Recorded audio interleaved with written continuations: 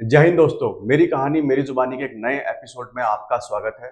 आज हमारे साथ हैं डॉक्टर सिद्धार्थ राजू और आज की जो कहानी है वो कहानी है असफलता से सफलता तक।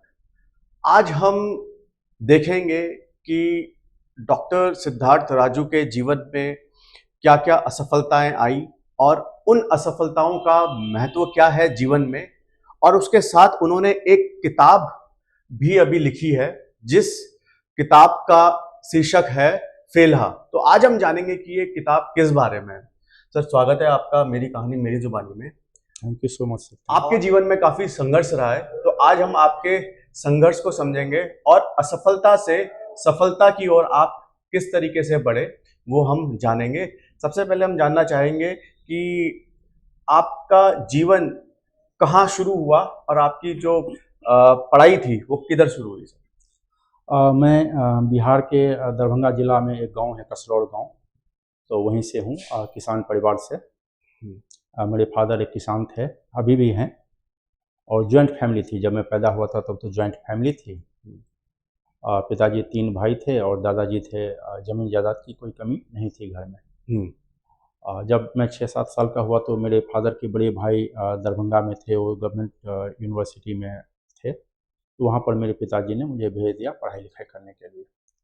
तो मेरा उम्र लगभग 7 वर्ष रहा होगा। तो वहाँ पर किसी पब्लिक स्कूल में मेरे चाचा जी मुझे और वो अपने लड़के को लेके गए, जिसके उम्र में मात्र मुझसे वो 3 महीने छोटा था। मैं 7 साल का था तो 6 साल 3 महीने का रहा होगा। तो स्कूल में गया मैं, वहाँ पर तो स्कूल वाले ने थोड़ा हमसे क्वेश्चन आंसर किए या कुछ टेस्ट लिए होंगे, याद भी पूरी तरह से नहीं है।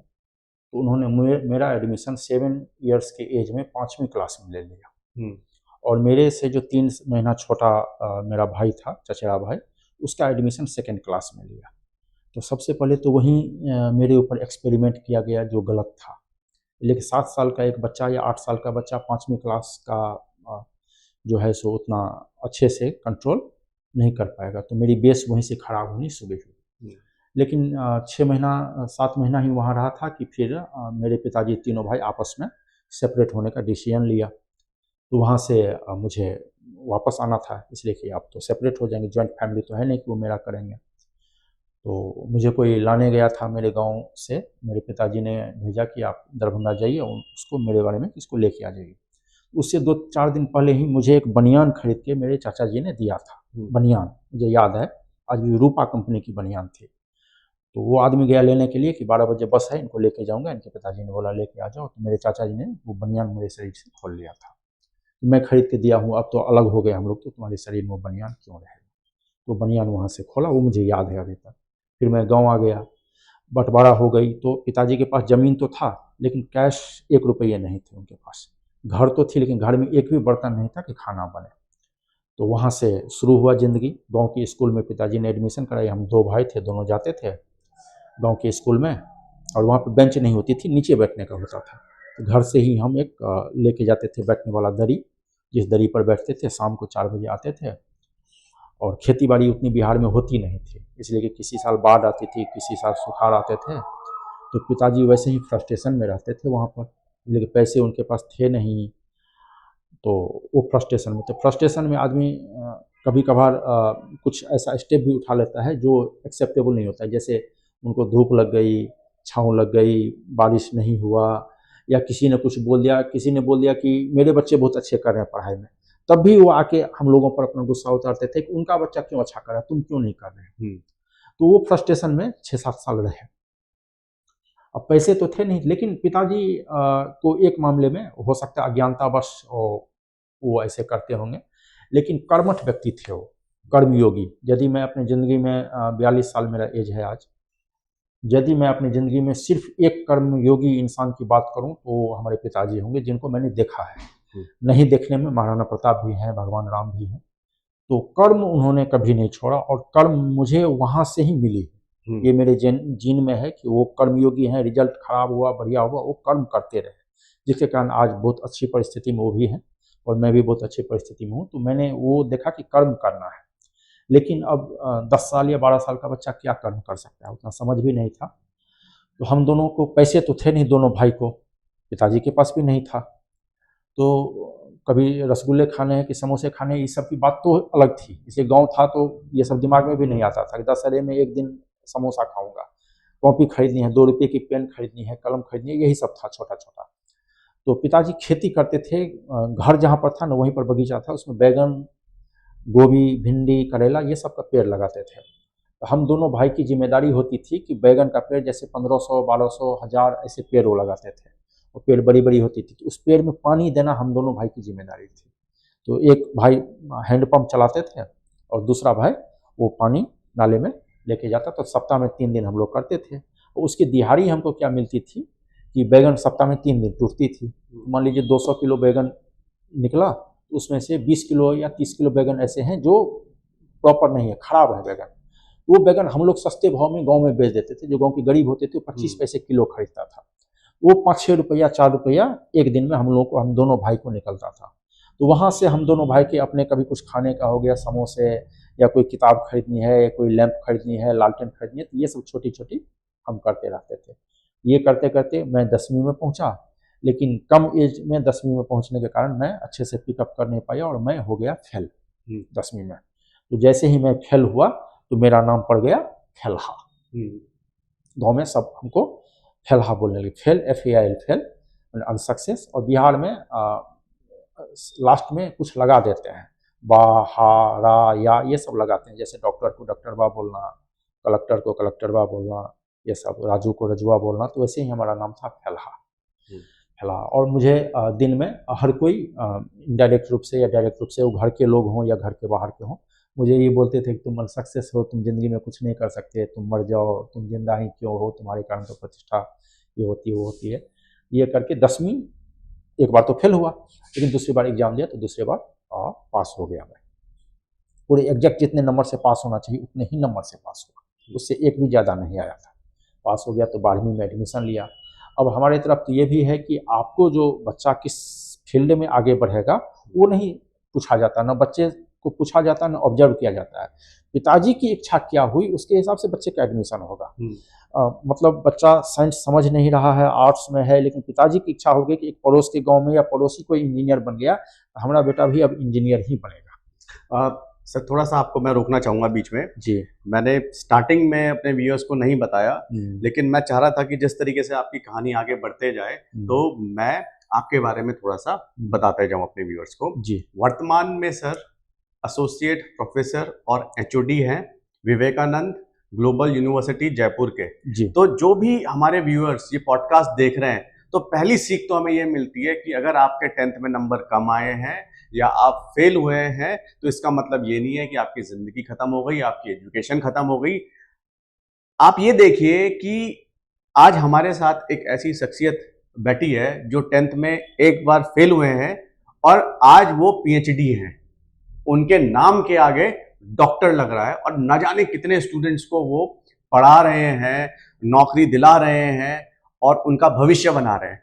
तो जो व्यूअर्स या कोई स्टूडेंट अगर इस पॉडकास्ट को देख रहा है और वो अगर सोचता है कि मेरे तो 10वीं में नंबर कम आए हैं तो मैं कुछ नहीं कर सकता, तो पहली मिथ आज डॉक्टर सिद्धार्थ ने ब्रेक कर दिया है कि नंबर्स से कुछ नहीं होता। अगर आपके अंदर संकल्प है तो आप कुछ भी कर सकते हैं। सर सॉरी आपको मैंने बीच में वो करा, लेकिन मैं चाह रहा था कि धीरे धीरे हम इस पॉडकास्ट से कुछ सीखे भी और 1 by 1 हम उस सीख को आगे लेके भी चले। तो 10वीं में मुझे कुल 43% नंबर थे। 43%। और मुझे आज गर्व हो रहा है कि मैं 43% नंबर के साथ 10वीं पास किया था। मैं बहुत खुश हूँ आज। तो वहाँ से 12वीं में लिया एडमिशन दरभंगा में। दरभंगा बगल का शहर है तो वहाँ ले लिया। अब पिताजी की स्थिति तब तक थोड़ी थोड़ी ठीक होने लगी थी, उतनी अच्छी नहीं थी लेकिन थोड़ी थोड़ी ठीक होने लगी थी, तो उनका सपोर्ट हल्का हल्का मिलने लगा था। तो दरभंगा में जहाँ रहता था लॉज थी और वहाँ पर कोई मच्छर भरे हुए हैं, बगल से नाले जा रही है, बगल में 15-20 गाय है, तो वहीं पर रूम था, जो था अब संघर्ष करना है तो करना है। वहाँ से 12वीं कर लिया। 12वीं करने के बाद दरभंगा में ही ग्रेजुएशन में ही एडमिशन लिया। 12वीं मैंने कॉमर्स से किया, तो दरभंगा में ही एडमिशन लिया BCom में। लेकिन मुझे कॉमर्स कभी समझ में आई नहीं। मैं था आर्ट्स का स्टूडेंट, या फिर आर्ट्स यदि नहीं भी आप मानो तो मुझे यदि कहीं एक्टिंग में होता तो मैं बहुत बढ़िया एक्टर रहता।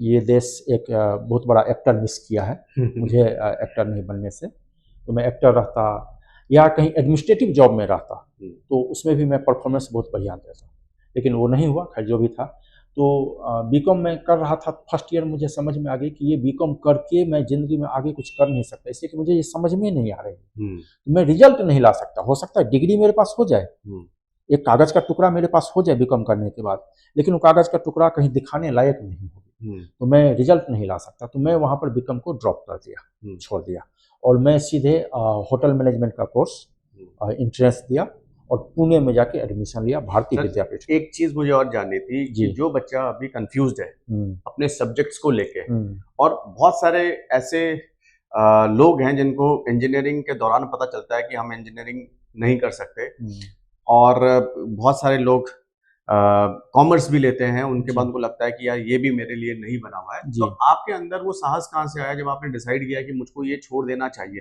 क्योंकि बच्चा जो है अभी जो कॉलेज में है वो तो ये सोच ही नहीं पा रहा है, वो तो इतनी हिम्मत उसके अंदर नहीं है कि मैं इस चीज को छोड़ के अपने पैशन को मैं परस्यू कर सकूं, या पैशन के बारे में भी नहीं पता। तो आपको कैसे पता चला कि आप होटल मैनेजमेंट के लिए बने हुए हैं और आप कॉमर्स के लिए नहीं बने हुए हैं? तो ये आपको मतलब किस तरीके से आपको अपने बारे में पता चला? देखिए, जिंदगी जो होती है ना, एक मैथमेटिक्स सब्जेक्ट है।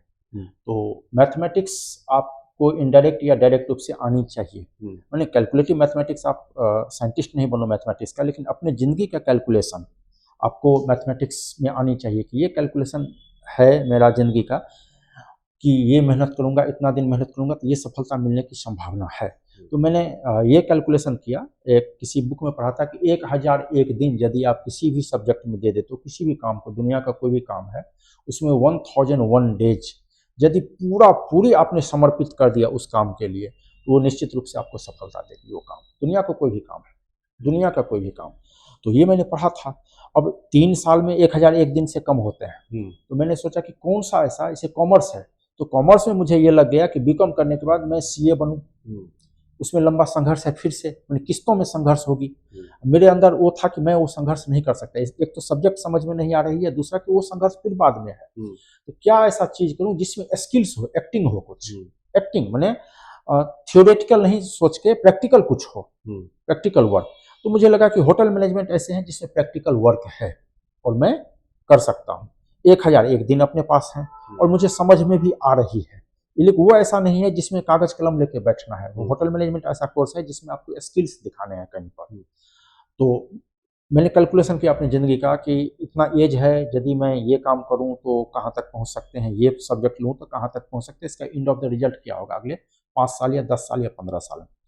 तो मुझे समझ में आया कि नहीं, होटल मैनेजमेंट ही ऐसा कोर्स है जिसमें मैं जल्द से जल्द अपना स्किल्स गेन कर सकता हूँ। 1001 दिन का जो फॉर्मूला है वो भी उस पर फिट बैठ रहा हो, ये सब्जेक्ट भी हमारी समझ में आ रही है। फॉर्मूले से आपको पता कैसे चले? मतलब आज की डेट में जो सबसे बड़ी समस्याएं युवाओं के साथ है कि वो अपने आप को ही नहीं जानते। सबसे यही दिक्कत है, और कोई दिक्कत ही नहीं है जिंदगी में। इंसान की जिंदगी में दिक्कत 2 ही है, एक तो अपने आप को नहीं जानते हो, दूसरा दूसरे को कंट्रोल करने का प्रयास करते हो। हर समय आप चाहते हो कि दूसरे कंट्रोल करें, दूसरा हमारे हिसाब से सोचें, हमारे हिसाब से बोलें, हमारे हिसाब से खाना खाएं, हमारे हिसाब से काम करें, क्योंकि ये पॉसिबल ही नहीं है। आपको अपने आप को कंट्रोल करना है, दैट्स इट।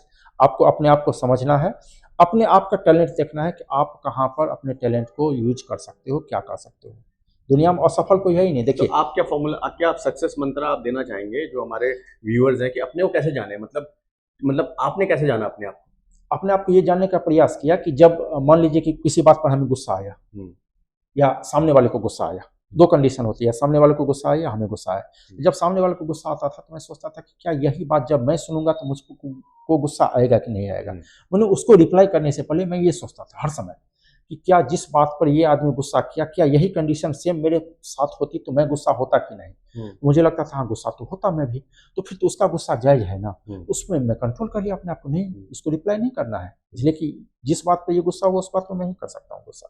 मान लीजिए कोई बात गलत है, हमें लगा कि वो बात गलत है, ठीक है, अब मैं उल्टा उसको रिवर्स अप करो। अब ये सोचो कि क्या यही बात यदि मैं किसी और को बोलूं तो उसको गलत लगेगा? क्या आपको लगता है कि उसको गलत लगेगा? तो फिर आप मान लो कि नहीं ये बात गलत थी। आप माने जो चीज पर आप रिप्लाई करना चाहते हो ना, उसको सीधा आप रिवर्स करो, पहले अपने ऊपर ले लो, अपने ऊपर लो। अपने ऊपर आप लोगे ना तो आप अपने आप को स्पेशल मान लेते हैं। लेकिन लोग तो सर ठोकर खा के सीखने में ज्यादा बिलीव करते हैं, आप कह रहे हैं कि दूसरे से सीख लो। दूसरे से सीखना चाहिए। देखिए ठोकर खा के हर कोई ठोकर खा के सीख रहा है, सक्सेस तो आप तभी होंगे ना जिंदगी में। देखिए सक्सेस पेट चल रही है या कागज का एक टुकड़ा हो गया शिक्षा के रूप में, दैट इज नॉट सक्सेस।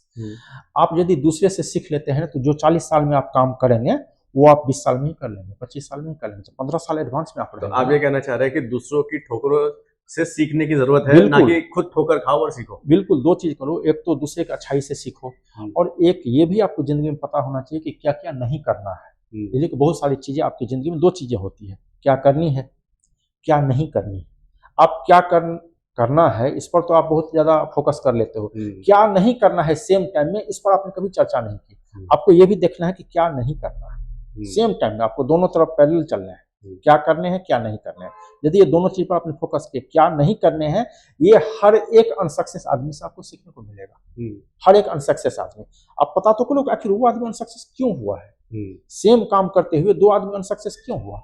जो बिजनेसमैन है, एक ही बाप ने दो को सेम प्रॉपर्टी दी, एक आज विश्व के इन्हें बिजनेसमैन में है, दूसरा बिजनेसमैन फेल कर गया, तो कैसे फेल किया। यदि उससे आपने उस केस स्टडी को ले लिया, उससे सीख लिया, तो आप बहुत कम टाइम में बहुत आगे बढ़ जाएंगे, आपको वो परेशानियां नहीं आएगी। ये तो सीखना पड़ेगा आपको। आप ये कह रहे हैं कि एक अनसक्सेसफुल इंसान से भी सीखो आप। जिंदगी में तो हर कोई अनसक्सेस ही है ना। जिस दिन हम पैदा हुए थे, बताइए कि हमारे पास कौन सी डिग्री थी, हम कुछ थे क्या। तो भगवान ने तो हर किसी को असफल ही पैदा किया ना। बाद में तो हम अपने कर्मों से सफल हो रहे हैं ना, हमारे कर्म हमको सफल बना रहा है। माँ के पेट से जब हम आए थे तो हम सक्सेस थे क्या, नहीं थे ना, नहीं थे। हर कोई अनसक्सेस है, इस पृथ्वी का हर एक इंसान अनसक्सेस है, लेकिन हमने अपने कर्मों से सक्सेस किए। तो कर्म क्या होनी चाहिए, सबसे पहले तो आप दूसरे पर फोकस करते हो, अपनी जिंदगी को दूसरे के हाथ में देते हो। अधिकतर अपने यहाँ ये भी प्रॉब्लम है कि अपनी जिंदगी आप हर समय दूसरे के हाथ में देके बैठे हो, दोनों कंडीशन में।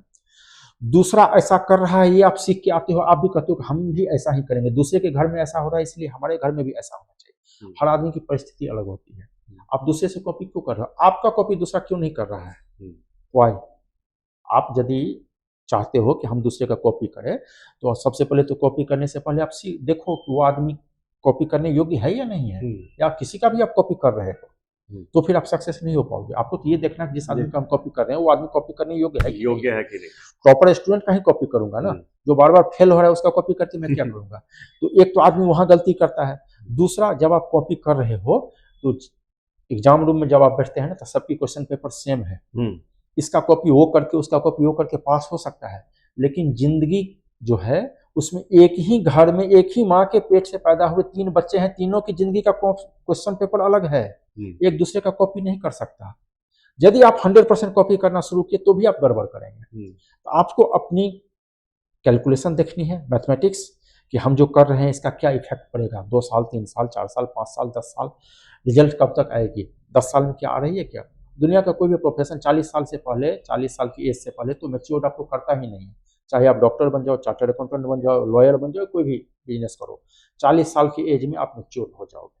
40 साल में वो बिजनेस प्रॉपर सक्सेस होना चाहिए, या कोई भी काम आप करो, आप यदि किसी ओहदे पर ही हो तो 40 साल में होना चाहिए। लोग 40 साल के बाद सीखना ही शुरू करते हैं, आपको सीखना शुरू करना है 20 साल में। तो यहाँ सब जब हुआ ना, जो मैंने आपको बताया कि 12वीं किया, 12वीं हो गया, ग्रेजुएशन में छोड़ के गया पुणे में ले लिया एडमिशन। तो एक बिहार के गांव से पुणे पहुंचा, अब वहाँ तो इंग्लिश बोलने वाले हैं, अपनी तो समस्या। अब वहाँ पर कॉलेज का रूल्स की इंग्लिश बोलना है आपको, बहुत टफ। लेकिन मैंने कहा कि ठीक है, क्या बेइज्जती हो जाएगी, इंग्लिश गलत ही बोलूँगा ना, फांसी तो नहीं हो रही है। तो मैंने गलत इंग्लिश बोलना शुरू किया। मैडम को ही बोलता था, जेंट्स को सी बोलता था, मतलब अपने को पता नहीं थी, लेकिन मैं कहा कि बोलूँगा, मुँह से जो निकलेगी इंग्लिश ही निकलेगी। मैंने इंग्लिश वहाँ से बोलना शुरू किया भारतीय विद्यापीठ में। ठीक था, सिंसियर स्टूडेंट था, सभी टीचरों में मेरा बहुत रिस्पेक्ट था। लेकिन उसी टाइम में वहाँ पर एक इंसिडेंट हुआ। मुंबई के कुछ पॉलिटिकल पार्टी थे जो नॉर्थ इंडियन के अगेंस्ट हो गए कि नॉर्थ इंडियन निकलो, 2006 की बात बता रहा हूँ, 6-7 की, बिहार के लोग निकलो। तो उसके कारण बड़ा मुसीबत था। हमारे साथ कभी घटना नहीं हुआ, लेकिन माहौल ऐसा था आसपास के, लेकिन जितने छात्र थे वो सब तो अधिकतर महाराष्ट्र के थे। तो माहौल ऐसा लगता था, बगल में बैठ के गाली भी दे रहे हैं तो बुरा तो लगता था, लेकिन खून का घूंट पी के था, इसलिए कि मेरे ऊपर जो धब्बा लगा था ना फैलहा का, यदि मैं पुणे से भागता, मान लीजिए किसी ने हमको मारा वहां पर या बोल दिया कि तुम पुणे छोड़ के चले जाओ, मैं अपने गांव जाता तो मेरे गांव में यही होता कि मैं अनसक्सेस पहले था, आज हूँ, आगे भी हूँ, मेरे कर्म ऐसे हैं कि मुझे भागना पड़ा और लोग तो इतने हैं, तो और ज्यादा क्वेश्चन होता। मैंने वहां का परेशानी तो मैं झेल सकता था, पुणे का क्या होता, इस कोई आके 2-4 थप्पड़ मार के चला जाता, यही होता ना, कोई देख तो नहीं रहा, थप्पड़ खा लेता। लेकिन गांव में जाता तो जिल्लत की जिंदगी थी, तो मैं कहा बैक गियर तो है ही नहीं अपनी जिंदगी में, कोई रास्ता तो है नहीं, तो पुणे में मैंने कंटिन्यू किया। आपके स्कूल की लाइफ, घर की लाइफ बहुत टफ थी, बहुत ज्यादा। और जब आप कॉलेज में आए तो आपको टफ तो वहां भी थी, लेकिन आपने कंपेयर किया कि कौन सा वाला मैं कर पाऊंगा, कौन सा वाला ज्यादा इजी है मेरे लिए और किस रास्ते पर जाके आगे निकल जाऊंगा। मतलब पहली बार मैं ऐसा सुन रहा हूँ कि आप कह रहे हो कि मैं 2-4 थप्पड़ों के लिए रेडी हूँ, मैं हाँ, गालियों हाँ। के लिए रेडी हूँ। मैं तो हजारों गालियां खाई, आज तक किसी को बताया नहीं, वो गालियां कम थी, पूरा जिंदगी गाली खाऊंगा मैं गांव में जाके, उससे अच्छा कि वहां पर 2 साल खा लूं, जिंदगी भर तो वहां रहना नहीं था ना, 2 साल की ही बात थी ना, 70 साल की जिंदगी है, 2 साल गाली खा लूंगा। स्कूल में भी हाँ, संघर्ष, बचपन में भी संघर्ष, और कॉलेज में भी दूसरे तरीके का संघर्ष, दूसरे तरह का संघर्ष, ये संघर्ष चलता रहा। अब पुणे में था कि पुणे बहुत कॉस्टली थी, पैसे जेब में थे नहीं, तो मेरा रूटीन था 6 बजे सुबह उठना, स्नान करना, बैग लेना जो भी, और 3 किलोमीटर मेरे आवास से कॉलेज था, सुबह 7 बजे कॉलेज पहुंचना, 8 बजे से कॉलेज थी, रास्ते में 3 रुपये की चाय मिलती थी, चाय पीता था, और 2 बजे तक कॉलेज होती थी। 2 बजे तक मैं कुछ नहीं खाई, जैसे जेब में पैसे थे नहीं, पानी पी लेता था, जितने बार प्यास लगता था उतने पानी में पीते जाता था। फिर वहाँ से निकला तो एक बूढ़ी माता जी थी रास्ते में, घर कॉलेज से घर के रास्ते में, जो पूरे साल या तो चने की झाड़ या अमरूद उनके पास रहता ही रहता था, वो एक जगह कोने पर बैठ के नमक के साथ वो रखती थी, 5 रुपये का देती थी, 5 रुपये अपने जेब में होते थे, या तो नमक वो चने का झाड़ या फिर अमरूद, दोनों में से एक जो होता था मैं ले लेता था। वहाँ से एक हाथ में अमरूद खाते हुए रूम पर पहुँचता था नमक के साथ, वहाँ 3-4 गिलास पानी पिया, 2:30 बजे तक रूम पर पहुँचा, सो जाता था, 4 बजे उठता था, रूम की सफाई की, कपड़े उपड़े जो थे धुल के दूसरे दिन पहनने के लिए, फिर पढ़ाई करने बैठ जाता था, 9 बजे रात तक पढ़ाई की, 9 बजे के बाद फिर मेस जाता था। तो जिस मेस में मैं बुक करता था ना, वहाँ पर था 1500 रुपये महीने का एक टाइम खाना रात का, वो मेस वाला रिन्यूअल हमारा नहीं करता था कभी, इसलिए कि मैं तो एक ही टाइम खाता था, तो मैं 3 आदमी का खाना खा लेता था, 2 आदमी या 3 आदमी का, तो वो अर्निंग करता था। अरे यार ये आके 10 रोटी खा गया, इतना सब्जी भी खा गया, तो मुझे तो घाटा होगा, तो वो रिन्यूअल कभी नहीं किया आज तक। मेरा जितने आसपास में मेस थे उसको ये पता नहीं था कि एक ही टाइम खाता है, उसको लगता था 4 बार खाने वाला आदमी रात को 1 रोटी खाएगा, 2 रोटी खाएगा। मैं तो इतना सोच के खाता था कि पूरा दिन खाया नहीं हूँ, अगले दिन पूरा दिन फिर खाना नहीं मिलेगा, तो मैं उस हिसाब से खाता था अपना कि ये पेट में रहे अपना, तो रिन्यूअल हमारा कभी दोबारा हुआ नहीं। लेकिन ये सब संघर्ष चलती रही, बहुत अच्छा लाइफ था, वहाँ सीखने को बहुत कुछ मिला। विपरीत परिस्थिति आती है तो कैसे, देखिए अभी क्या कहते हैं कि हम लोग सोचते हैं ना अच्छे और बुरे में भेद आपको पता होनी चाहिए, एकदम गलत कंसेप्ट है। ये हजारों साल पहले थी, राम और कृष्ण के समय में अच्छे और बुरे सीधा पता चलता था।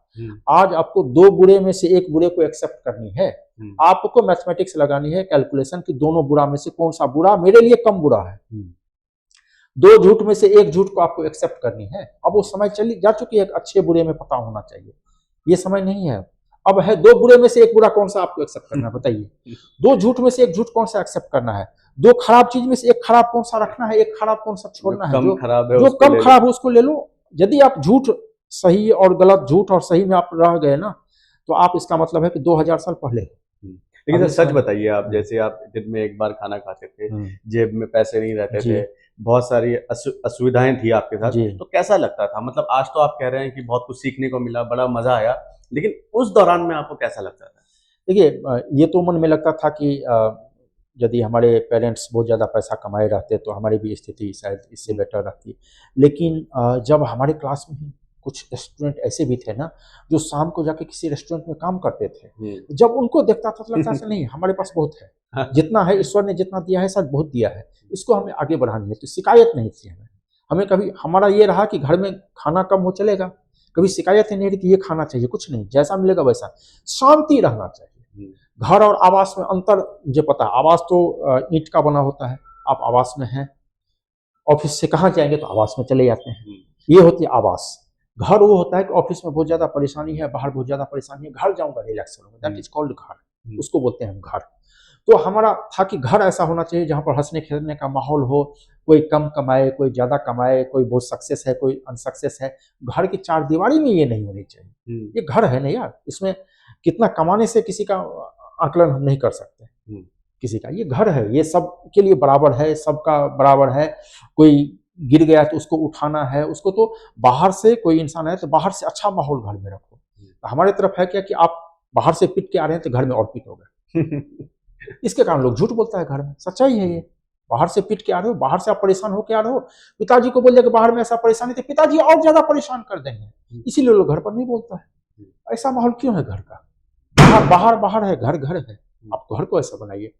तो पुणे से अब मेरे लाइफ का टर्निंग पॉइंट है, या पुणे में पता चला कि अमेरिका की इंटरव्यू हो रही है मुंबई में, अमेरिका में जॉब के लिए, इंटर्नशिप और जॉब के लिए। हम बिहार वाले हम चल दिए बम्बई इंटरव्यू देने, और बम्बई गए तो रेज्यूमे सब लेके गया था, रेज्यूमे लेके गया। अब रेज्यूमे में स्टेपलर मेरे पास नहीं थी मारने के लिए, तो मैंने क्या किया कि होटल में जब पहुंचा मुंबई एयरपोर्ट के पास, तो मैंने देखा कि होटल की गेट में कहीं पर एक झाड़ू रखी है, झाड़ू। तो झाड़ू का जो झाड़ू मारते हैं तो अगला नुकीला हो जाता है उसका। तो मैंने क्या किया कि वो नुकीला तोड़ा और पेज में वो लगा दिया झाड़ू का, और मैं चला गया इंटरव्यू देने। और सामने एक अमेरिकन बैठा हुआ है और सामने मैं बैठा हुआ हूँ, और फर्स्ट टाइम जिंदगी में इंटरव्यू दिया। अमेरिकन ने 2-4-5 क्वेश्चन पूछे और मैंने फुल कॉन्फिडेंस के साथ दिया कि मैंने ये सोच लिया था कि जिंदगी में आज मुझे रिजल्ट लेके जाना है, यदि नहीं गया तो पूरा जिंदगी जिल्लत का जिंदगी जीऊंगा। आज मुझे यहाँ क्रैक कर लेनी जैसे भी। और मैं अपनी पूर्ण कंट्रोल रखा, ना हाइपर हुआ, न जोर से बोला, न कम जोर से बोला, एकदम अपने आप पर कंट्रोल रखा। मैंने सोचा 3 से 4 मिनट की बात है, 3-4 मिनट अपने आप को कंट्रोल में रखना है, बात है 3-4 मिनट। एकदम समीचीन जवाब दिया, रिजल्ट आ गई, यस। सर एक चीज बताइए, आप बिहार से, अब आप इंटरव्यू भी जो देने वाले हैं वो एक अमेरिकन कंपनी के लिए आप कर रहे हो, तो मैं ये सोचूं कि कोई अंग्रेजी बैठा हुआ था सामने, या कोई अंग्रेजी बोलने वाला तो आपके सामने बैठा ही होगा? एक अंग्रेज बैठा हुआ था, एक बायलेटरल था, एक सामने अंग्रेज, एकदम फुल अमेरिकन अंग्रेज, जो 1 घंटा पहले ही अमेरिका से इंडिया आया था। हाँ। वो इंडिया का पानी भी नहीं पिया था कि हिंदी की थोड़ी भी उसके ब्लड में रहती। अच्छा। वो पहुंचा ही था एयरपोर्ट से और सीधे इंटरव्यू, और 60 बच्चे थे, मैं अकेले नहीं था, हमारे साथ 60 थे। हाँ। जिसमें से 40 का सिलेक्शन हुआ था, 20 रिजेक्ट हो गए।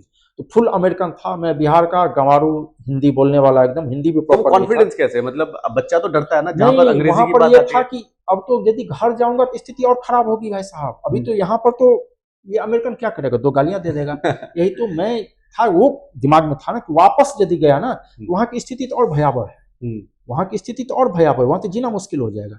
मुझे तो वहाँ गांव में पड़ोस से लेके घर तक सब यही बोलेंगे, सुबह से लेके शाम तक तुम मर क्यों नहीं जाता है, तुम्हारे जिंदा रहने से और परेशानी है।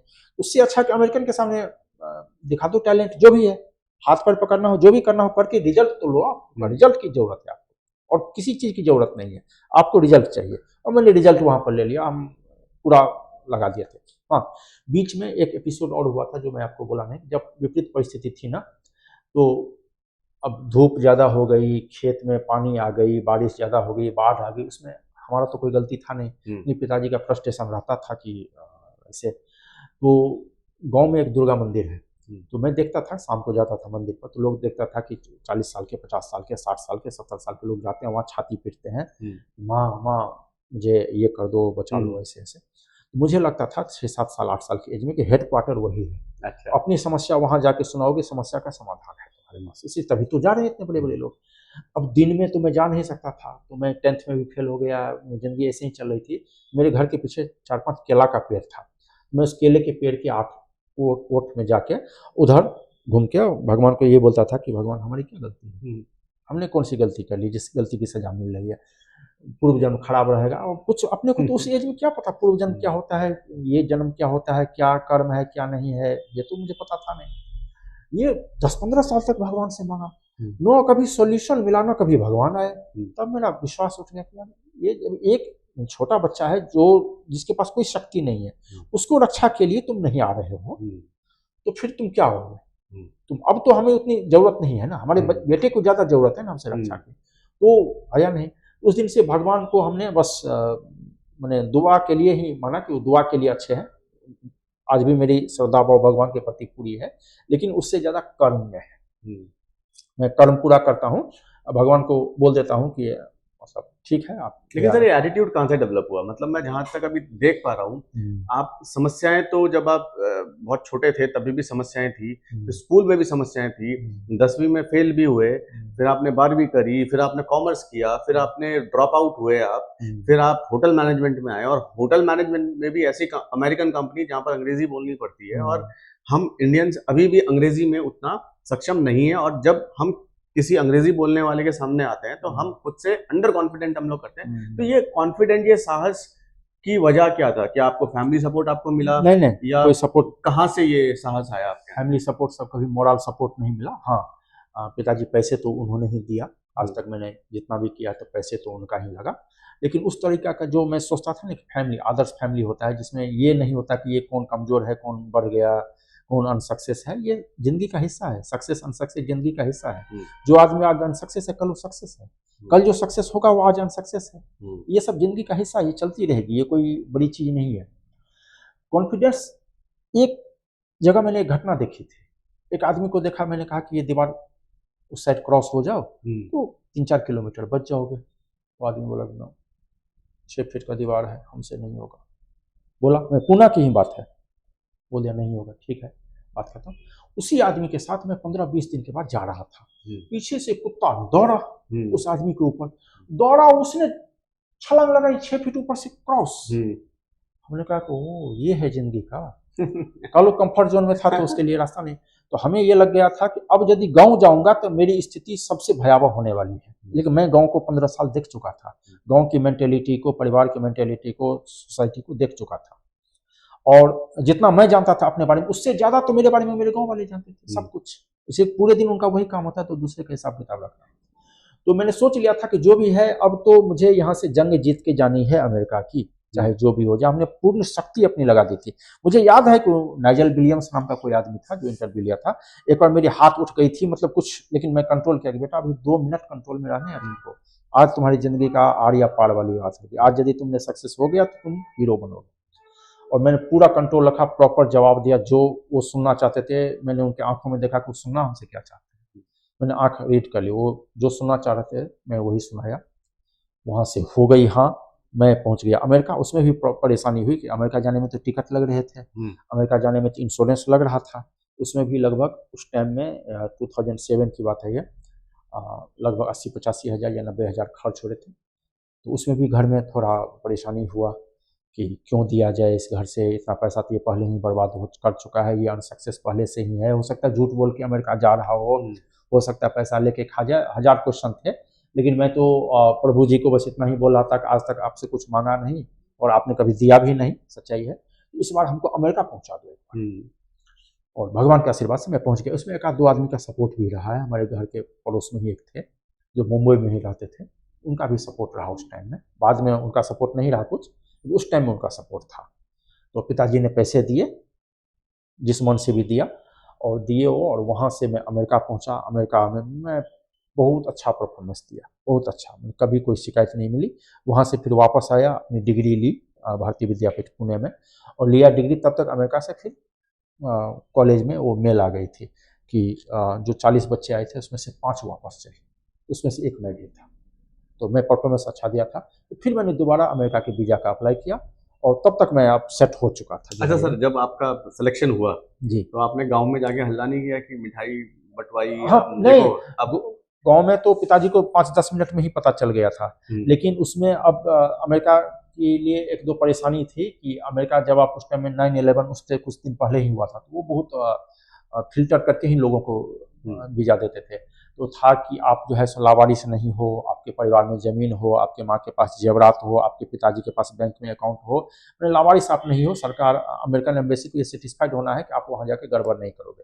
अब यदि मैं गांव में कॉल करूं, पिताजी जमीन का कागज दे दीजिए, माँ का जेवर का कागज बना के दे दीजिए, जो आपकी एफडी है ये, तो वो सुसाइड कर लेते ये वो, या फिर मुझे मार देते।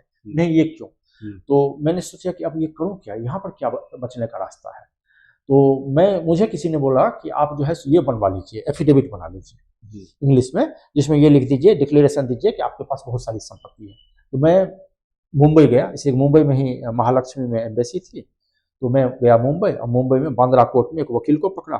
उस वकील साहब ने 400 रुपये लिए एक बढ़िया एफिडेविट बना के हमें दे दिया, जिसमें खूब सारे जेवरात। आपने अपने पिताजी को बताया कि मैं एक ऐसा एफिडेविट नहीं नहीं नहीं, कुछ नहीं, ये बात पहली बार आपके पास बोल रहा हूँ। तो एफिडेविट हमने एम्बेसी में जमा कर दिया कि मेरे पास बहुत संपत्ति है, माँ के जेवरात इतने हैं, ये है वो है, लेकिन और कोई रास्ता हमारे पास नहीं था बचने का। पिताजी नहीं देते कोई कागज, वो आज भी मांग दो तो नहीं देंगे, हमारे गाँव का कल्चर है, को नहीं देंगे, तो नहीं देते। ठीक है, तो वहाँ से अमेरिका पहुँच गया तो हमने सोचा कि जंग जीत लिया, तो 3-4 साल मैं अमेरिका में रहा एकदम प्रॉपर। जो भी पैसे कमाए हमने अपने पिताजी को भेजा, जो भी कमाए वो हमने अपने पास नहीं रखे, कुछ रखे।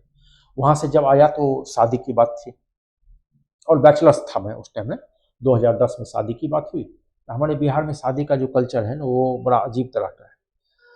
2 झूठे व्यक्ति, 2 झूठा परिवार बैठते हैं बंद कमरे में और वो एक कॉमन एजेंडा पर तैयार होते हैं कि हमें, मैं बोलूँगा, लड़की वाला बोलता है मैं बोलूँगा कि 50 लाख मैंने आपको दिए और आपको बोल रहे हैं कि 50 लाख मैंने लिए। और ये दोनों को बाहर में जाके, इसमें ये होता है कि जो लड़की का भाई होता है ना, बहुत जगह उसको भी पता नहीं होता कि 50 लाख नहीं दिए गए हैं, या लड़के को भी पता नहीं होता कि 50 लाख नहीं दिए गए हैं। वो दोनों भी गलतफहमी में रहता है कि 50 लाख, लड़की को पता होता है कि हमारे पिताजी ने 50 लाख दिए हैं वहां पर, और लड़के को पता होता है कि 50 लाख हमारे पिताजी ने लिए। और लड़का को तो कुछ नहीं मिला, और इसका पूरा जिंदगी वो दोनों झेलते हैं। इसलिए कि 1000 बार आप झूठ बोल रहे हो, 5 साल तक आपने झूठ बोला कि हमने 50 लाख दिए, हम तो बर्बाद हो गए थे, बेटी की शादी में 50 लाख दिए। अब पूरा सोसाइटी में हो चुका है 50 लाख में। अब 50 लाख के हिसाब से मैं कलेक्टर तो हूँ नहीं, मैं कमिश्नर तो हूँ नहीं, मैं साइंटिस्ट तो हूँ नहीं, मैं तो सामान्य आदमी हूँ। तो कैलकुलेशन होने लगता है कि देखो उसका दामाद 40 लाख में हुआ था, वो तो ये है, इस पोस्ट पर है, इसने 50 लाख कर दी, इसका दामाद तो कुछ नहीं है। वो लड़के पर आ जाता है पूरा, जिसका मैं भुगतान अभी तक भुगत रहा हूँ, अभी तक भुगता हूँ। इस झूठा, मेरे शादी में भी झूठा बोला गया था पूरा। ये बिहार में एक कल्चर है। अच्छा, ऐसा कल्चर क्यों है, क्या इसके पीछे? मैंने एक कंगाल आदमी नहीं होता कि इन्वेलप के अंदर कुछ हो कि नहीं हो, इन्वेलप बड़ा होना चाहिए। इन्वेलप, शादी में जाते हैं ना, इन्वेलप तगड़ा रखो, 5 रुपये का बढ़िया इन्वेलप खरीदो, अंदर 51 रुपया देके काम चला लो। तो अंदर से आप खोखला हो, अंदर से आप खोखला हो, लेकिन सोसाइटी में आपके पास और कोई रास्ता नहीं है। यदि आप कहोगे कि हमारे पास बहुत पैसे हैं तो लोग बोलेगा घर क्यों नहीं बनाया है, घर क्यों नहीं है तुम्हारे पास, बहुत पैसे हैं तो तुम्हारे बच्चे शहर में क्यों नहीं रहा है, वो समय तो कैलकुलेटिव है, लोग देख लेगा। तो ऐसा चीज बोलते थे जिसमें कोई देख ही ना पाए। बेटी के शादी में दिया जी 50 लाख, तो कौन देख रहा है? 50 लाख हुआ होगा जी। जेवरात दे दिया होगा 40 लाख, जेवरात तो हम लेके नहीं घूम रहे हैं कहीं पर, कार तो दिखेगा।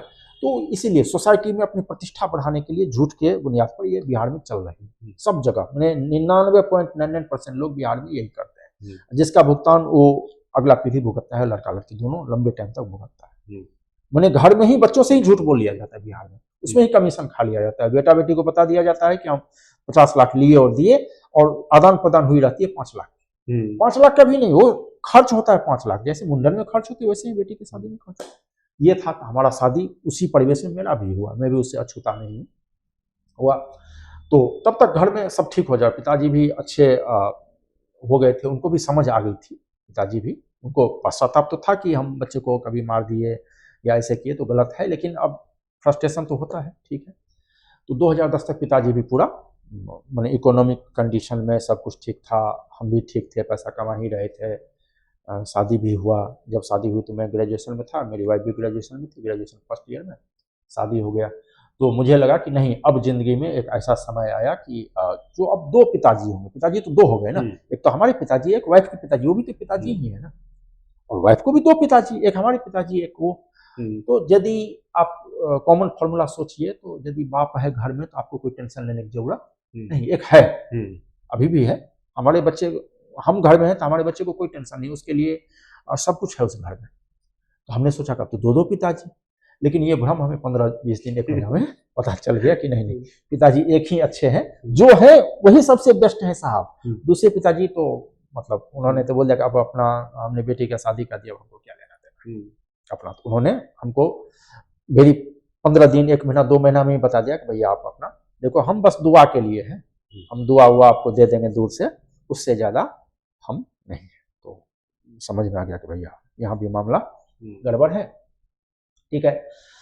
अब शादी तो हो गई, बड़े धूमधाम से हुआ, मार्केट में भी था कि बहुत भाई करोड़ों रुपए ट्रांजैक्शन हुए होंगे, ये हो, पता तो हमें भी है कितने हुए थे, जो भी है, ये सब परिवार पैसा है। और मैं अमेरिका नहीं जा पाया, इसलिए कि वीजा को बैन कर दिया अमेरिका ने। अब अमेरिका नहीं जा पाया तो इंडिया में नौकरी खोजनी है साहब। तो शादी के 15-20 दिन 1 महीने के बाद ही खोजना शुरू किया। और ये जो स्ट्रगल था ना, वो पुराने जो स्ट्रगल थे अमेरिका से पहले वाले, उससे 1000 गुना ज्यादा टफ। 1000 गुना ज्यादा टफ। पहली वाली तो उतना नहीं था, ये तो बहुत ज्यादा था। इसमें तो अब 2-2 परिवार थे परेशान करने वाले, अपने परिवार भी कि भाई शादी हो गया, बीवी है, क्यों नहीं नौकरी। सामने वाला भी, हमने अपनी बेटी दे दिया, क्यों नहीं नौकरी। अमेरिका के नाम पे बेटी दे दी। हाँ, अमेरिका के नाम पर बेटी दे दिया। हाँ। अब हमारी बेटी तो गई, अब हमारी बेटी गई। उस टाइम में सपोर्ट की जरूरत होती है कि दोनों तरफ से सपोर्ट मिले। इसी आदमी खुद सोचिए कि बाहर एक अनसक्सेस होकर आ रहा है, परेशान होगा, कौन ऐसा होगा जान के अनसक्सेस होता होगा, इस पृथ्वी पर कोई नहीं। तो उस चक्कर में मैं, भारत का कोई ऐसा शहर नहीं है कि मैं नहीं घूमा नौकरी के लिए। रिज्यूमे लेता था और होटल मैंने कहीं पर भी नौकरी के लिए पहुंच जाता था। बॉम्बे, कलकत्ता, दिल्ली, इलाहाबाद, पटना, मतलब कोई शहर मैंने छोड़ा नहीं देश का। इसमें कम से कम 2 लाख रुपए मेरे खर्च हुए, 2 लाख वहां से, लेकिन नौकरी नहीं मिली। समझ गए ना। तो 97 जगह मैं अनसक्सेस रहा इसे नौकरी खोजने में। जो बड़े बड़े 30 मार्क पहले बोलते थे कि मैं तो होटल का जीएम हूँ, 2 मिनट में कर दूंगा, वो भी नहीं हो रहा है। मैंने हर एक दवाई हमने यूज कर ली नौकरी पाने के लिए, लेकिन ना। और उसमें 2 लाख खर्च हो गया और मैं दबते गया। अच्छा सर, एक चीज बताइए, आपको ये कब पता चला कि 50 लाख नहीं मिले? एक तो उसी टाइम में एक्टिविटी से पता चल गया था कि मिले उले कुछ नहीं है। एक्टिविटी से, देखिए मैं भी थोड़ा बहुत तो पढ़ा लिखा था ही ना, एक्टिविटी से, क्योंकि एग्जैक्ट नहीं पता था।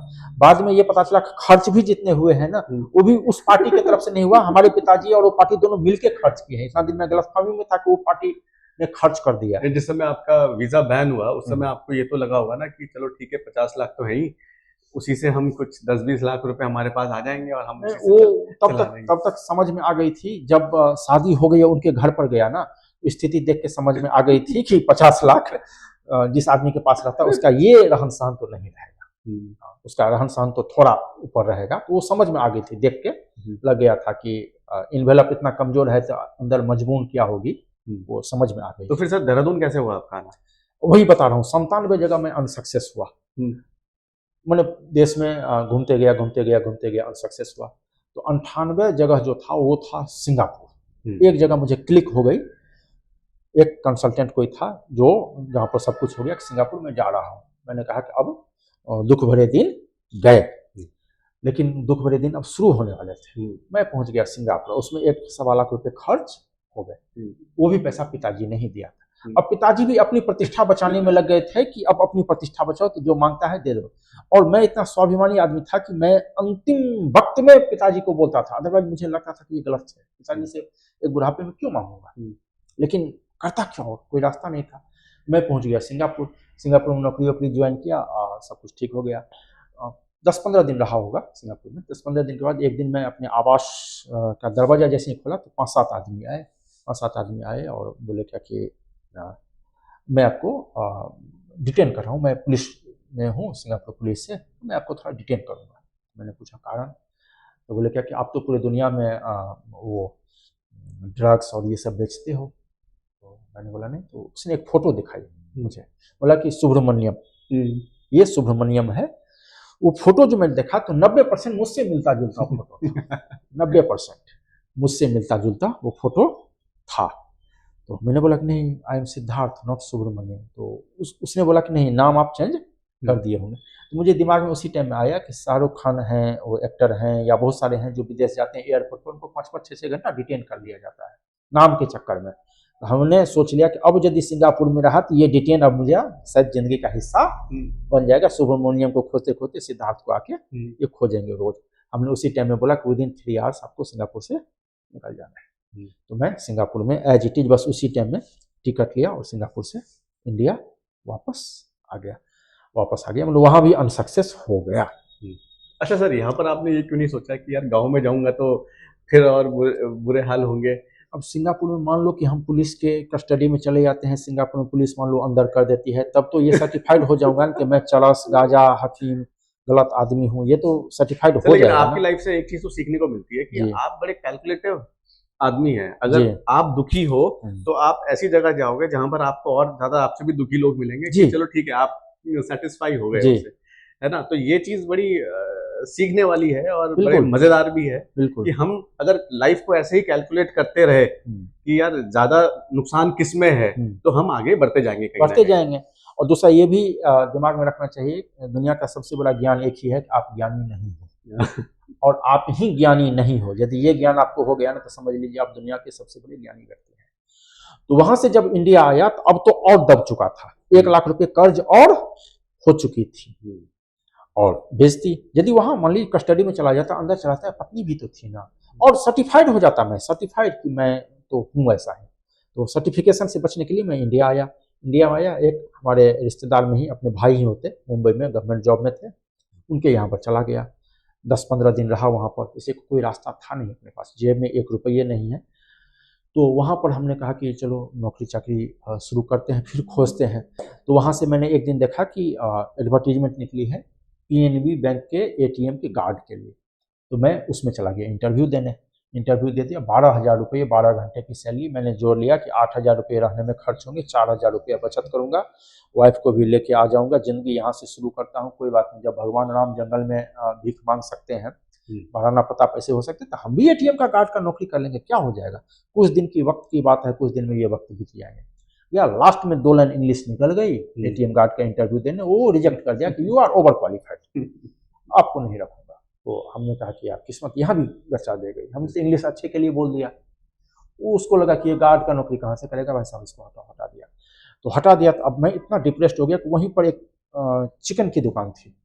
हमने कहा कि यार इसको तो कोई स्किल्स नहीं चाहिए होगा, कुछ नहीं चाहिए होगा, मैं इसके पास जाता हूँ नौकरी मांगने के लिए। मैं पहुंच गया उसके पास कि भाई साहब नौकरी दे दो। बोला क्या करोगे? हमने बोला यही करूंगा जो आप कर रहे हो। बोला नहीं नहीं, यहाँ पर ऐसे आदमी की जरूरत नहीं, शकल सूरत से कितने अच्छे लग रहे हो, कोई काम धंधा क्यों नहीं करते हो? हमने कहा वही मांगने तो आ रहा हूँ, वही कोई नहीं दे रहा है ना भाई। वो बोला क्या बात करते हो, झूठ बोलते हो, काम धंधा जाओ कहीं और खोजो, यहाँ नहीं मिलेगी नौकरी। तो वहां भी गच्चा दे गया।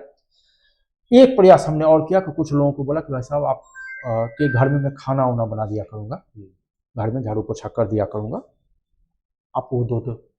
वो भी कोई नहीं दिया। हो गया। तब तक वो जो रिश्तेदार थे उनके ससुर आ गए। उनके ससुर, वो रिश्तेदार मेरे भाई होते, उनकी वाइफ मेरी भाभी होती, और उनके घर में भी काम करता था। बैठ के मैं कभी नहीं खाया। उनके घर में झाड़ू पोछा करना, बर्तन धुलना, ये सब मैं करता था। सेल्फ रिस्पेक्ट वाला था, काम करके भोजन करूंगा। उनके ससुर आ गए। तो ससुर ने बोल दिया कि मेरी बेटी क्यों किसी का बर्तन धुलेगा, ये कौन, ये अनसक्सेस आदमी नल्ला, इसका क्यों बर्तन धुलेगी, इसको घर से निकालो। तो हमको हमको जो भाभी थी उनका भाई हमको आके बोला कि आपको तुरंत ये खाली करना था। हमने बोला कि अभी कहाँ जाऊंगा, शाम तक का वक्त दे दीजिए, शाम को मैं निकल जाऊंगा। तो शाम को उन्होंने बैग वैग देके मुझे नीचे पहुंचा दिया। सर इस समय आपकी मिसेस कहाँ थी? गाँव में, हमारे गाँव में, मेरे गाँव में। अच्छा, तो उनको पता था ये सारी चीजें? पूरी बात। तो उनसे आपकी क्या बातचीत हो रही थी? मतलब बातचीत हो रही थी नहीं, उसने कभी जवाब नहीं दिया। उसको पता था कि ये आदमी तो ठीक है, अच्छा है, वो सपोर्ट तो वहां पर रहा। उसका आज तक कभी कोई डिमांड नहीं किया।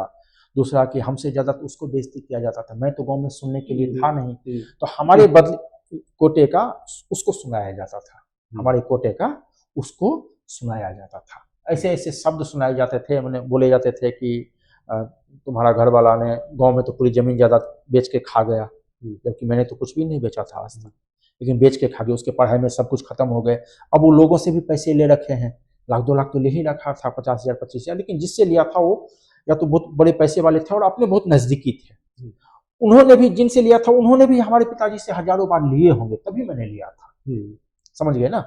तो मेरी माँ को ये सब बात पता था कि 1-2-4 आदमी से ले रखा था। मेरी माँ बोलती थी कि कोई आएगा तुमको उठा के, मेरी वाइफ को तुमको उठा के लेके जाएगा यहाँ से। तो वाइफ का सपोर्ट रहा उसमें, कोई नहीं कभी उसने, मतलब उसके तरफ से उस टाइम में कभी ऐसा कुछ नहीं हुआ कि जो नहीं रहा। और पिताजी जो थे मजबूरी में, इसलिए कि हमारे बिहार में है कि लोगों के कंट्रोल में है। हमने आपसे पूछ लिया कि आपका बेटा क्या करता है, अब आप जाके घर में डिप्रेस हो गए कि मेरा बेटा तो करता कुछ नहीं है, वहां पर जवाब तो था नहीं, अब आप डिप्रेशन में आ गए। हमारे बिहार में ये है, पूरी जिंदगी लोग दूसरे के हाथ में दे रखा है। किसी ने पूछ दिया आपको तब भी, और किसी ने बता दिया कि मेरा बेटा कलेक्टर बन गया तब भी आप डिप्रेशन में हो। किसी ने पूछ दिया आपका बेटा क्या करता तब भी आप डिप्रेशन में, तब भी आप तुरंत फ्रस्ट्रेशन में आ गए कि यार हमसे पूछ लिया, आप जवाब तो है नहीं, कलेक्टर तो मेरा बेटा बना नहीं तो मैं क्या जवाब दूं। तो ये वहां पर हुआ। तो वहाँ पर ये तो जब उन्होंने घर से निकाल दिया, जेब में पैसे थी नहीं, तो शिवाजी पार्क था बगल में ही, दादर में ही शिवाजी पार्क है, मुंबई में बहुत बड़ा। मैं शिवाजी पार्क में एक पेड़ के नीचे जाके बैठ गया और 5 दिन तक मैं उस पेड़ के नीचे बैठा रहा। मेरे जेब में 1 रुपये नहीं, तो भोजन मेरे पास थी नहीं, और वहीं पर पानी का टैब था, नल के जो होते हैं ना, तो मैं उससे जब भी प्यास लगती थी मैं जाके पानी पी लेता था उस बरगद के पेड़ के, बरगद या पीपल जो भी पेड़ था, एक साइड में बहुत बड़ा पेड़ था। तो 5 दिन तक मैं वहीं पर रहा शिवाजी पार्क, 5 दिन तक रहा। अब करेंगे क्या, कोई रास्ता नहीं। और मैं अपना फ़ोन ऑफ रखता था। उस टाइम में मेरे पास एक फ़ोन थी, सिम कार्ड लगता था उसमें, ये एंड्रॉयड वाला नहीं था, जनरल फ़ोन।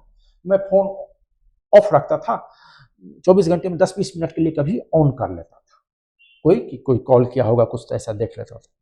तो ऑन किया ना, तो मुझे दिखा क्या कि उत्तराखंड से कोई मिस कॉल आया है, जिसमें वो नोटिफिकेशन आता है ना, वो मिस कॉल।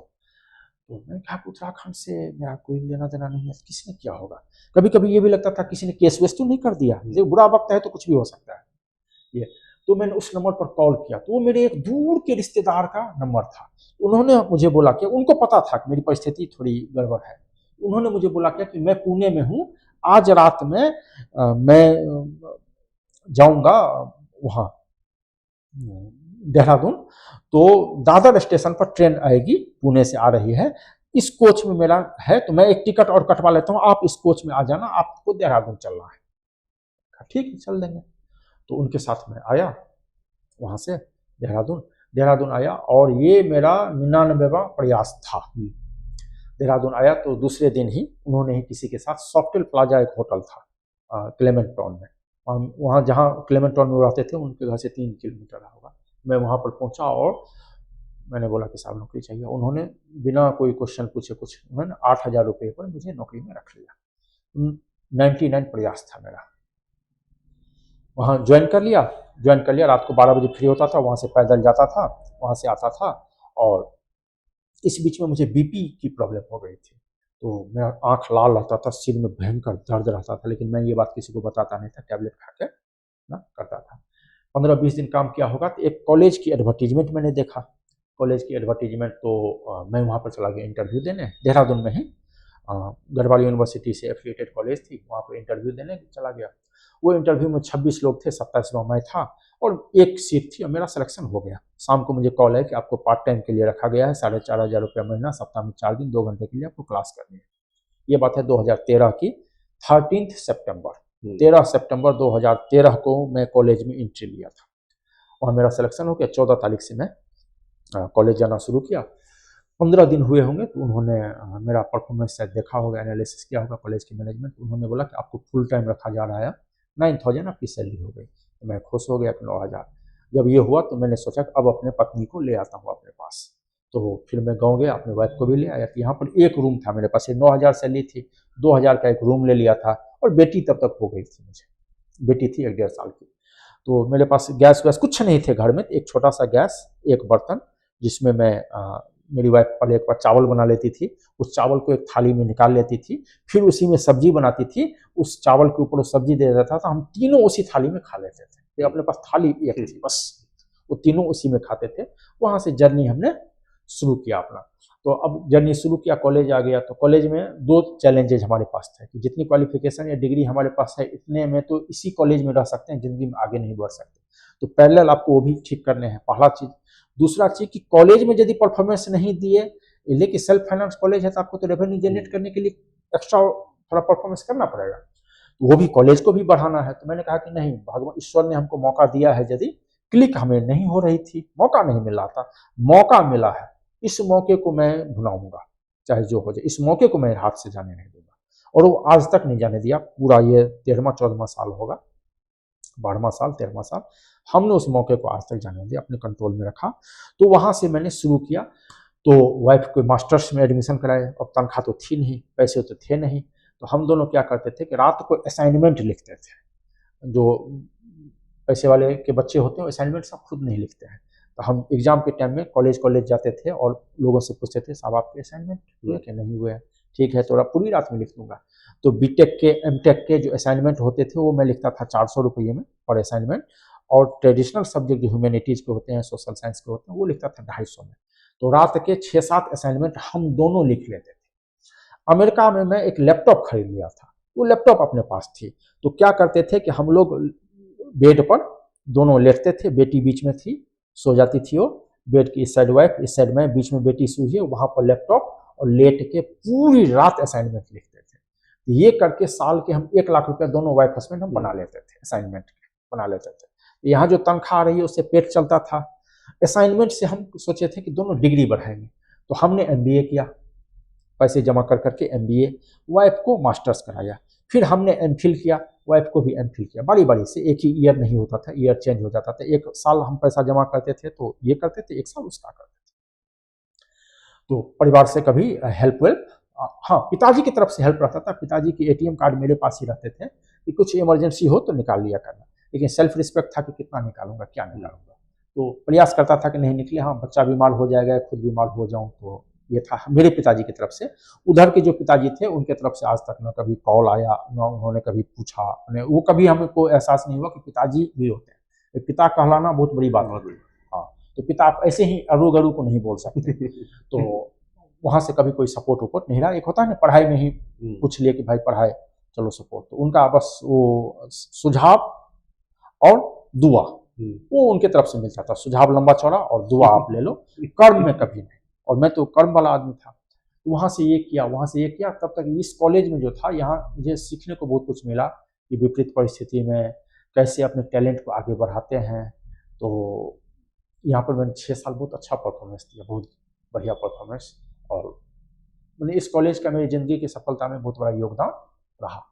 अब जब इस कॉलेज में सब कुछ कंप्लीट हुई तो मैं सोचा कि अब यूनिवर्सिटी की तरफ दिया जाए। तो विवेकानंद ग्लोबल यूनिवर्सिटी है जयपुर में, NAAC एक्रीडिएटेड A+ यूनिवर्सिटी, बहुत बढ़िया यूनिवर्सिटी है, प्राइवेट यूनिवर्सिटी में बहुत ग्रोइंग कर रहा है। तो उन्होंने हॉस्पिटैलिटी मैनेजमेंट का कोर्स चालू किया। तो उनको एक परफॉर्मर चाहिए था जो चालू तो कर दिया लेकिन वो चला सके। तो वो शायद मैं था, डेस्टिनी। मैं वहाँ पर पहुँच गया। वहाँ पर जब पहुँचा तो यहाँ से तो सब कुछ छोड़ दिया था। वहाँ पर जब पहुँचा तब पता चला गया यार यहाँ पर तो और ज़्यादा मुसीबत है। मुसीबत ये था कि मेरे पास जयपुर में कोई जान पहचान के थे नहीं। मैं कॉलेज में ही एक बोला कि मुझे कुछ दिन के लिए, जब तक आवास नहीं होता है, मैं अकेले गया था। बेटी, तब तक बेटा भी हो गया था, बेटा बेटी, और मेरी वाइफ यहीं पर थी। 1-2 महीने के बाद लेके जाऊँगा। वहाँ जब पहुँचा तो वहाँ एक रूम मुझे दिया गया जो 5वीं मंजिल पर थी। एक ही रूम था जिस रूम में दरवाजे नहीं थे, बाथरूम का कोई पता नहीं था, लाइट नहीं थे। जुलाई का महीना था, भयंकर उमस राजस्थान में, गर्मी ऐसी कि आप AC के बिना रह नहीं सकते हैं। उस रूम में मुझे दे दिया गया था। सबसे टॉप फ्लोर पर वो रूम थी जिसके चारों बगल से धूप लगती थी, और पूरी रात चूहा मेरे शरीर पर घूमता था पूरी रात। तो 1-2 दिन तो रहा। दिन में कॉलेज करना है, रात को आप नींद ले नहीं रहे हो। यदि पंखा चल भी गया, एक पंखा था टूटी फूटी, वो चल जाती थी, तो नीचे उसके केबल होते थे जो कोई ऑफ कर देता था। फिर 4 मंजिल से नीचे उतरता था, उसको ऑन करके ऊपर जाता था, फिर किसी ने ऑफ कर दिया। तो 2-4 दिन ऐसे ही रहा। अब वहाँ से लगा कि यार यहाँ सर्वाइव कर नहीं पाऊंगा। जो मेरा डिपार्टमेंट था उसका मैं फर्स्ट एम्प्लॉई था, यानी खुद मुझे सेटअप करने हैं। ऐसा नहीं कि पहले से कॉलेज है, पहले से सब कुछ है, यूनिवर्सिटी पहले से थी, डिपार्टमेंट नहीं था। वहाँ सब कुछ खुद से इस्टेब्लिश करना है। तो वहाँ पर अब दिमाग में सोचा कि या तो बैक जाऊँ देहरादून, या फिर यहाँ पर ये चैलेंज लेके क्या है, नहीं है कुछ तो फिर हम बना देंगे। एक रास्ता ये है, कुछ नहीं है यहाँ पर मैं बना दूंगा। एक रास्ता ये है, एक रास्ता है कि देहरादून ही चले जाओ। तो मैंने कैलकुलेशन किया कि देहरादून जाने में अब तो मैंने बैक गियर लेना, ये तो मेरे ऊपर चैलेंज होगा ना। दूसरा जिंदगी में आगे फिर नहीं बढ़ पाएंगे, आगे भी तो नहीं बढ़ पाएंगे। तो मैंने कहा कि नहीं, ये चैलेंज ही लेते हैं। तो 2-4 दिन मैं वहाँ पर होटल में रहा। उसके बाद एक रूम ले लिया, और 3 बच्चे थे मेरे पास, और एक क्लासरूम उन्होंने दे दिया, 3 बच्चे दे दिए। वहाँ से मैंने ज़िंदगी अपनी चालू की। आज मेरे पास 600 बच्चे हैं टोटल डिपार्टमेंट में, 20 फैकल्टी है, और मैं अपना PhD भी कंप्लीट किया।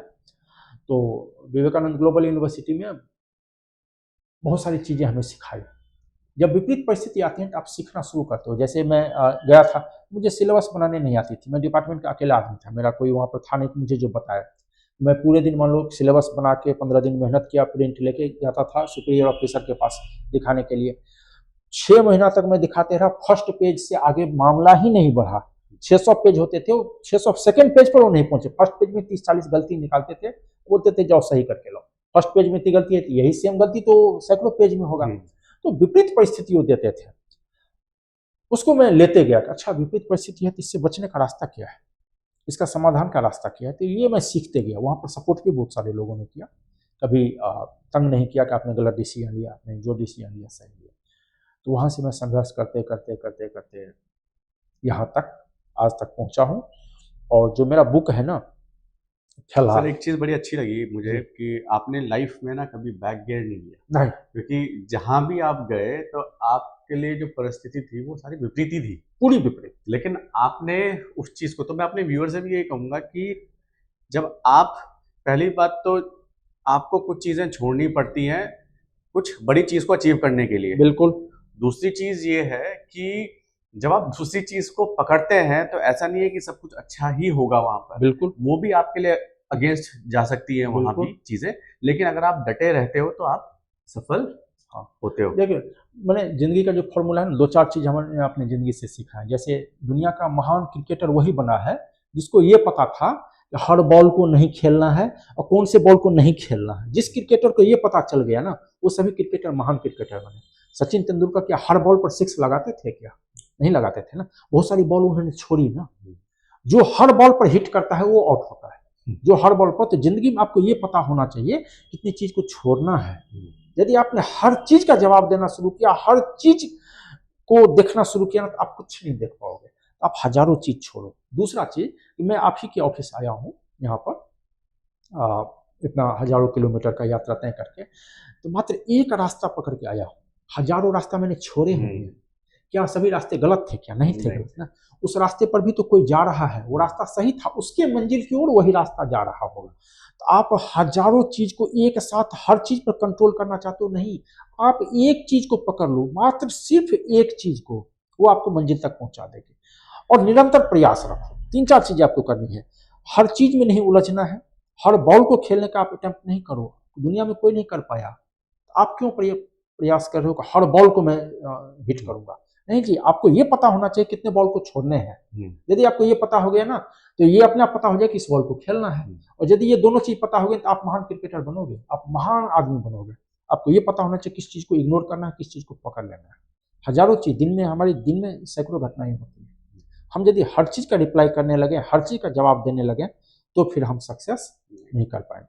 तो ये होती है, ये कैलकुलेशन आपको लगानी पड़ेगी, मैथमेटिक्स। सर, आपकी जो किताब है जी फिला, अभी आप उसके बारे में जिक्र भी कर रहे थे, वो क्या, वो क्यों आई, मतलब वो अस्तित्व में लाने का आपका उद्देश्य क्या है? देखिए, आदमी 2 चीजों पर बार बार चर्चा करता है, एक अनसक्सेस और सफल, एक सक्सेस सफलता। अब देखिएगा कि सफलता, अरे वो सफल हो गया यार, चर्चा करते हैं हम।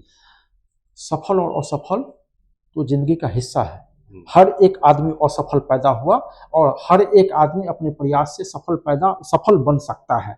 उस बीच की जो जर्नी है ना, वो जर्नी इंपॉर्टेंट है। कोई भी इंसान, जनरली इंसान उस बीच के जर्नी पर चर्चा नहीं करता है। सफलता पर चर्चा कर लेता है, वो यहाँ पर पहुंच गया जी, ठीक है, अच्छी बात है, वो पहुंच गया, वो तो रिजल्ट है, वो तो पहुंचना ही था। जो असफलता के स्टेशन से जो उसकी गाड़ी चली थी वो 20 साल 30 साल, तो उस बुक में जो आप पढ़ेंगे तो देखिए 30 साल के संघर्ष को 3 मिनट या 3 महीने या 3 घंटे में तो नहीं बताया जा सकता।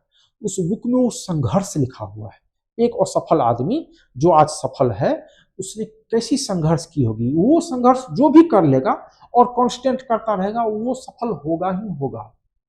सफलता कहीं पर कोई फॉर्मूला नहीं है। लेकिन आपके जीवन में मैंने देखा कि जब आप 10th में फेल हुए तो आपको असफलता आई, फिर आप 10th में पास हुए, आप सफल हो गए, फिर आपने कॉमर्स ली, आप सफल हो गए, फिर आपने कॉमर्स छोड़ी, आप असफल हो गए, फिर आपने होटल मैनेजमेंट किया, आप सफल हो गए, फिर आपकी नौकरी लगी, आप सफल हो गए, फिर वापस आ गए, फिर असफल हो गए। तो मैं ये देख रहा हूँ कि सफलता असफलता सफलता असफलता, ये तो आपके साथ चलती आ रही है। आप, मतलब सफलता की डेफिनेशन क्या है? देखिए, सफलता की डेफिनेशन तो कुछ नहीं, हर आदमी के लिए अलग अलग होगी। जैसे एक चीज बताइए, आप गलती करते हैं, हम भी करते हैं, हर इंसान करता होगा। कभी सुना है अपने जानवर के बारे में कि जानवर ने गलती की है? नहीं, कभी नहीं सुना। क्यों नहीं सुने हैं हम? नहीं सुने हैं ना। जानवर गलती करती है। यदि जानवर की कोई सांड यदि किसी इंसान को सिंग से गिरा दे और उसको मार भी दे, तब भी हमारे मुंह से कभी निकला है क्या कि ये सांड ने गलती की है? नहीं निकलता है ना, क्योंकि उसके एनालिसिस करने वाला सांड ही है। उसके एनालिसिस करने वाला सांड ही है। तो इंसान की ये फितरत, इंसान और सांड में यही अंतर होता है। हम एनालिसिस अपने हिसाब से करके फॉर्मूले को सेट करते हैं। एक इंसान जो सफल है किसी और के हिसाब से असफल हो सकता है, तो वो परिभाषा अपने हिसाब से सेट बैठती है। मैं अपने आप को, और दिक्कत वहां पर आती है कि सफलता असफलता कोई बड़ी चीज है नहीं, सोसाइटी उसको असफल बना देता है। कोई आज प्राइम मिनिस्टर है, उसको हम सफल मान लेते हैं, कल वो कुर्सी से तो उतरेगा ना, क्या वो असफल है? क्या असफल है? क्या नहीं ना। कुर्सी से उतरना उसका पार्ट है जिंदगी का। ओवरऑल कैलकुलेशन, सफलता असफलता तो किसी आदमी के मरने के बाद ही पता किया जा सकता है, ये सफल है या असफल था। और सफल इंसान का एक फॉर्मूला होता है, ये आप गौर कीजिएगा। जब दो इंसान आपस में बात करें किसी तीसरे की, तो मान लीजिए कि ये दोनों से ज्यादा सफल वो इंसान रहा होगा, तभी ये चर्चा कर रहा है। कभी भी मान लीजिए दो उद्योगपति ताज होटल में मुंबई में बैठते होंगे, तो मेरे बारे में चर्चा कर रहे होंगे नहीं ना। हम अपने दादाजी को जितना याद करते हैं ना पूरे साल में, उससे कहीं ज्यादा आज के वर्तमान के प्रधानमंत्री को हम याद करते हैं। सही बात करते हैं ना, क्योंकि वो सफल है। समझ गए ना। तो ये सब एक सोसाइटी के द्वारा बनाया गया फॉर्मूला है, सफलता और असफलता, ये सब जिंदगी का एक हिस्सा है। आपने ये किताब किसके लिए लिखी है? यंगस्टर्स के लिए, जो घबरा जाते हैं कि साहब आप हमारी जिंदगी में कुछ नहीं, पहले मैंने फर्स्ट लाइन यही बोलते कि हमारा कुछ नहीं हो सकता जी। अरे साहब तुम्हारा तो सब कुछ हो सकता है, तुम तो उस जगह पर हो जहाँ पर थोड़ा तो प्रयास करो। तुम जिसको बोल रहे हो कि ये संघर्ष है ही नहीं, ये तो जिंदगी का हिस्सा है। कभी अच्छा खाना मिल गया, कभी खाना नहीं मिला, कभी थोड़ा कम मिला, जिंदगी का हिस्सा है, इसको एक्सेप्ट करो। ये होगा, ये सबके साथ होता है, तुमको पता है कि तुम्हारे साथ नहीं हो रहा। जैसे आज मेरे बारे में यदि आपने बात किया, या मेरा कोई स्टूडेंट मेरे सामने होगा, स्टूडेंट के बीच में मैं बहुत फेमस हूँ, स्टूडेंट मुझे बड़ा सम्मान देते हैं, और मैं भी सभी स्टूडेंट को, मैंने अपनी जिंदगी में ये अनुभव किया कि ये बेरोजगारी और गरीबी दुनिया की सबसे बड़ी अभिशाप है। तो अपने किसी बच्चे को मैं बेरोजगार नहीं रहने देता, उसको रोजगार में लगा के रखता हूँ। लेकिन मेरा काम है रोजगार में लगाना। सफल होना तो तुम्हारे हाथ में, और मेहनत करो, दिमाग लगाओ। हर आदमी का एक ही फॉर्मूला नहीं है। ये यंगस्टर्स के लिए है जो ये पहले ही मान के बैठे हुए हैं कि नहीं हमारा तो कुछ नहीं हो सकता। हमारे बारे में यदि किसी बच्चे को मैं बोल देता हूँ कि मेरी ये परिस्थिति थी ठीक 10-12 साल पहले, तो सर आप झूठ बोल रहे हैं, नहीं ये नहीं हो सकता। और आज की मेरी परिस्थिति देख के सोचता है कि ऐसा ही मेरा रहा होगा। अरे तुम्हारी जो परिस्थिति है उससे कहीं ज्यादा खराब मेरी परिस्थिति थी, तो मैं यदि यहाँ तक पहुंच सकता हूँ तो तुम तो कुछ भी पहुंच सकते हो, कहीं पर भी पहुंच सकते हो। तुम क्यों नहीं प्रयास करते हो? तुम बहुत कुछ कर सकते हो, तुमको करना पड़ेगा। वो जर्नी को दिमाग में रखो। तुम हर चीज को रिप्लाई करते हो, छोटी छोटी बातों को अपने पर ले लेते हो, कंटिन्यू संघर्ष नहीं रख पाते हो। 2 महीना में रिजल्ट चाहते हो, 3 महीना में प्रयास कर रहे हो कि अगला जिंदगी का 30 साल सेट हो जाए, कभी पॉसिबल नहीं है। 3 महीने में मिली हुई सफलता, ये 3 घंटे में मिली हुई सफलता और खैरात की सफलता होती है। संयोग बस, परिस्थिति बस हो सकता है मिल गया हो आपको, लेकिन उसके दम पर आप चाहेंगे 30 साल तक रहे हम डटे हुए मैदान में, वो पॉसिबल नहीं है। उसके लिए आपको 30 साल संघर्ष करना पड़ेगा। तो 30 साल शुरू के संघर्ष कर लो, अगला 30 साल कोई ज्यादा दिक्कत नहीं होगी। संघर्ष तो करना है ही, वो सबको करना पड़ता है। सर आपने एक बात बोली कि मैं अपने स्टूडेंट को बेरोजगार नहीं रहने दूंगा जी, तो ये इतने कन्विक्शन के साथ आप मतलब क्यों कह रहे हैं? मतलब वजह क्या है इसके पीछे? आपने बोला कि अभिशाप है, ये है, तो मतलब ये कन्विक्शन आपके अंदर क्यों आया? मतलब नौकरी को आपने इतनी ज्यादा प्रायोरिटी क्यों दी? देखिए सबसे पहले तो जो आजकल की सोसाइटी है ना, जो हमारे हैं, तो इस देश में 1.04% लोग हैं जो 50,000 से ऊपर कमा रहे हैं महीने का।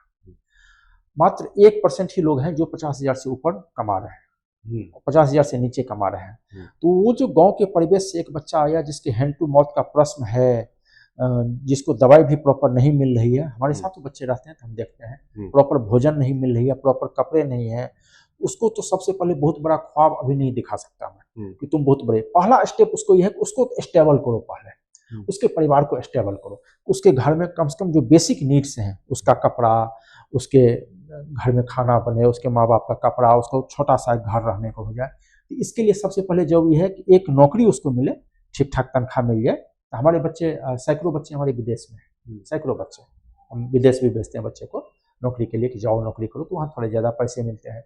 उससे क्या होता है कि 3-4-5 साल में उसके परिवार में स्टेबिलिटी आती है, और उसको लगता है क्या, जब वो नौकरी करना शुरू करता है, किसी अच्छे परिवेश में रहता है, तो ये भी हमने गौर किया है कि आप भले ही गरीब हों, लेकिन आपके सराउंडिंग्स में जो आदमी होते हैं ना आपके आसपास में, वो इंटेलेक्चुअल और पढ़े लिखे होना चाहिए। इसलिए उनके विचार कभी भी ऊंचे ही होते हैं, उनके विचार कभी छोटे मोटे चीज़ों में उलझाने वाले नहीं होते हैं।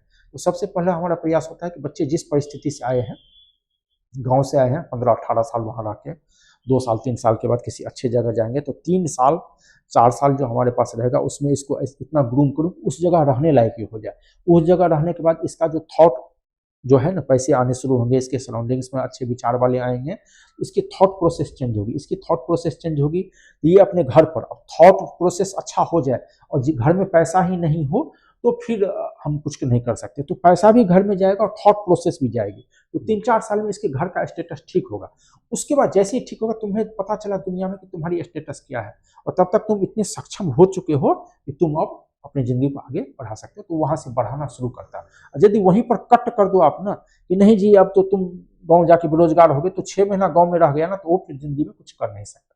मैं वो नहीं चाहता कि वो बच्चा कोई भी जाए जो हमारी परिस्थिति थी वो परिस्थिति में वो भी गुजरे, वो मैं गुजरने नहीं। बहुत अच्छी सोच है सर आपकी, और जीवन की सच्चाई भी यही है कि जिसके पास नौकरी नहीं है, जो पैसा नहीं कमाता, तो उसकी इज्जत भी समाज में नहीं है। इज्जत नहीं है, कोई जरूरत जो है वो आप पूरा नहीं कर पा रहे हो, बहुत सारी है। तो जब आपकी दिक्कतें शुरू हुई तो फिर आपकी थॉट प्रोसेस भी चेंज होने लगता है। थॉट प्रोसेस आपकी हो जाती है कि साहब अब मैं क्या करूं, कैसे करूं। तो फिर अब हमारी ही परिस्थिति, क्या आपको लगता है कि मैं इतना टैलेंटेड नहीं था कि मुझे नौकरी मिलती, लेकिन मैं मुर्गे काटने की दुकान पर गया नौकरी मांगने। मैं टीएनबी के, इसलिए कि मेरी परिस्थिति मुझसे करवा रही थी और कोई रास्ता मेरे पास नहीं बचा था, सब ब्लॉक हो चुके थे। मैं चाहता था कि एक ब्रेक मिले मुझे, 2 महीना 4 महीना 5 महीना, ये जो है समाज में सोसाइटी में क्वेश्चन की भाई क्या कैसे, वो तो कुछ नौकरी तो कर रहा हूँ ना, ये नहीं बताऊंगा क्या नौकरी कर रहा हूँ। नौकरी कर रहा हूँ, कौन देखने आता है हमारे पास, कोई देखने नहीं आता, इतना टाइम किसी के पास नहीं है, कोई देखने आता है। बोल दूंगा कुछ, तब तक टाइम मिलेगा कुछ अच्छा कर लेंगे। तो ये सब हमने जिंदगी को सच्चाई से जिया है कि कहाँ कहाँ लोग मिस्टेक करते हैं, कुछ गलतियां खुद करते हैं, कुछ गलतियां आपके आसपास वाले आपसे करवा देंगे, आपके घर वाले आपसे करवाएंगे कुछ परिस्थितियां। आपको ये सब में बैलेंस बना के ही आगे बढ़ सकते हो, अदरवाइज आगे बढ़ना बहुत मुश्किल है।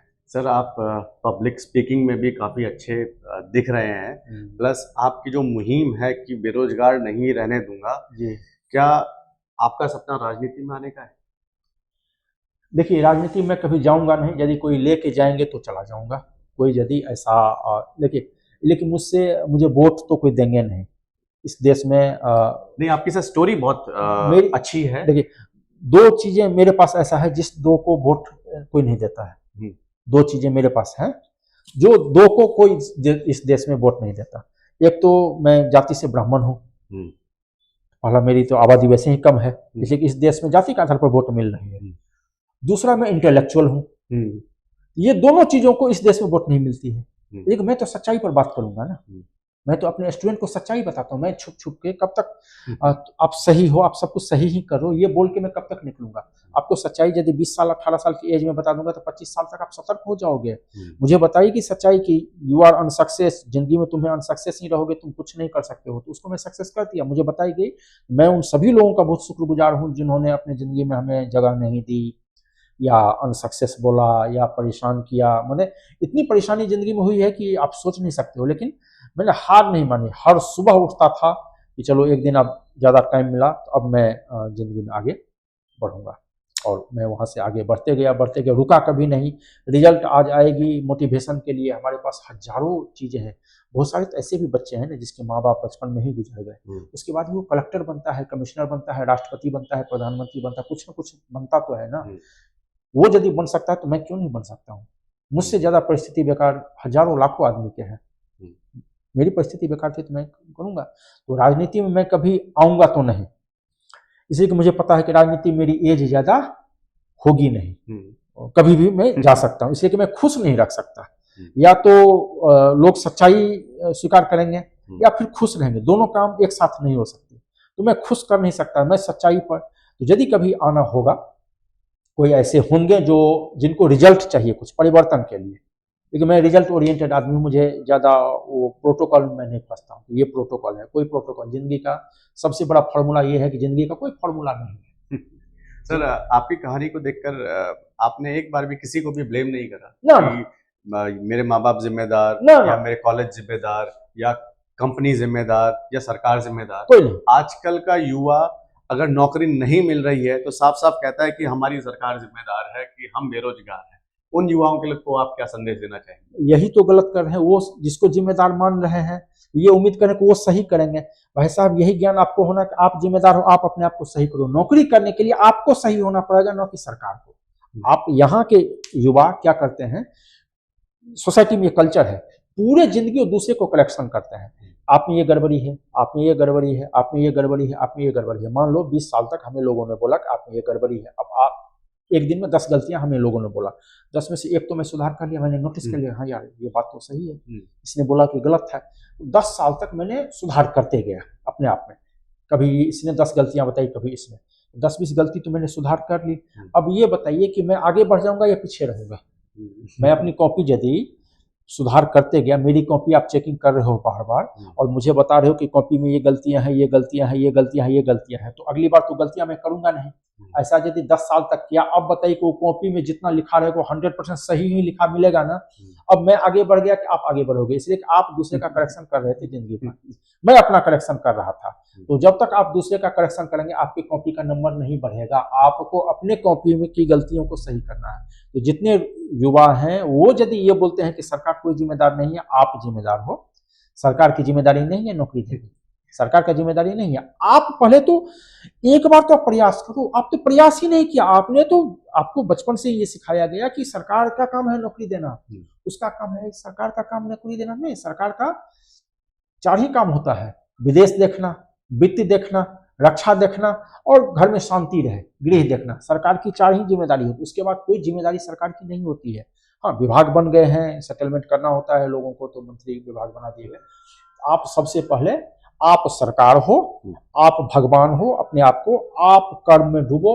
1001 दिन का फॉर्मूला लेके 1001 दिन आपको यदि बढ़िया चोर बनने हैं ना, 1001 दिन तक आप खून का घूंट पी जाओ, जो भी होगा देखेंगे। 1001 दिन आप दुनिया की बेस्ट चोर रहोगे। आपने प्रयास ही नहीं किया। आप तो शुरू से ही ये खैरात पर, मैंने लोग खैरात पर बढ़ना चाहते हैं कि दूसरा हमारे लिए ऐसा कर देगा तो हम ऐसा हो जाएंगे। साहब इस दुनिया में किसी के पास इतना क्षमता नहीं है कि आपके लिए वो कर दे।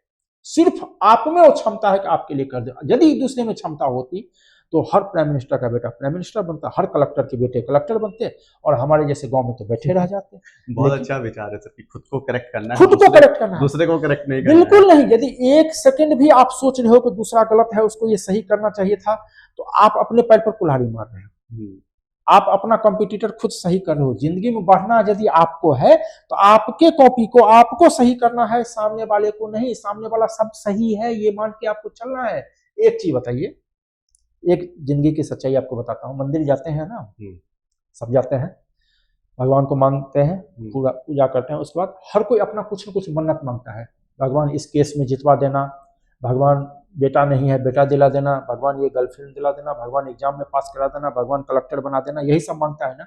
इस पृथ्वी पर एक भी इंसान का बता दीजिए जिसने भगवान के पास ये गया हो कि भगवान मुझे में बुद्धि की कमी है, आपने बुद्धि हमको कम दी, थोड़ा बुद्धि हमें दे दीजिए। एक व्यक्ति इस पृथ्वी पर बता दीजिए, नहीं ना? नहीं। कोई आपको मिला है क्या? तो जब बुद्धि भगवान ने किसी को कम नहीं दिया और लोग मानने को भी तैयार नहीं है, भगवान ने सबको बराबर दिया, तो न आप दूसरे से करेक्ट हो, जो आपको आदमी बोल देता है ऐसे कर लो, आप वो करने लगते हो, वो भी नहीं हो, न दूसरे को करेक्ट करो। लेकिन उसके जिंदगी का अलग फॉर्मूला है, आपकी जिंदगी का अलग फॉर्मूला है। रास्ता दोनों के अलग अलग हैं, दोनों के अलग अलग हैं।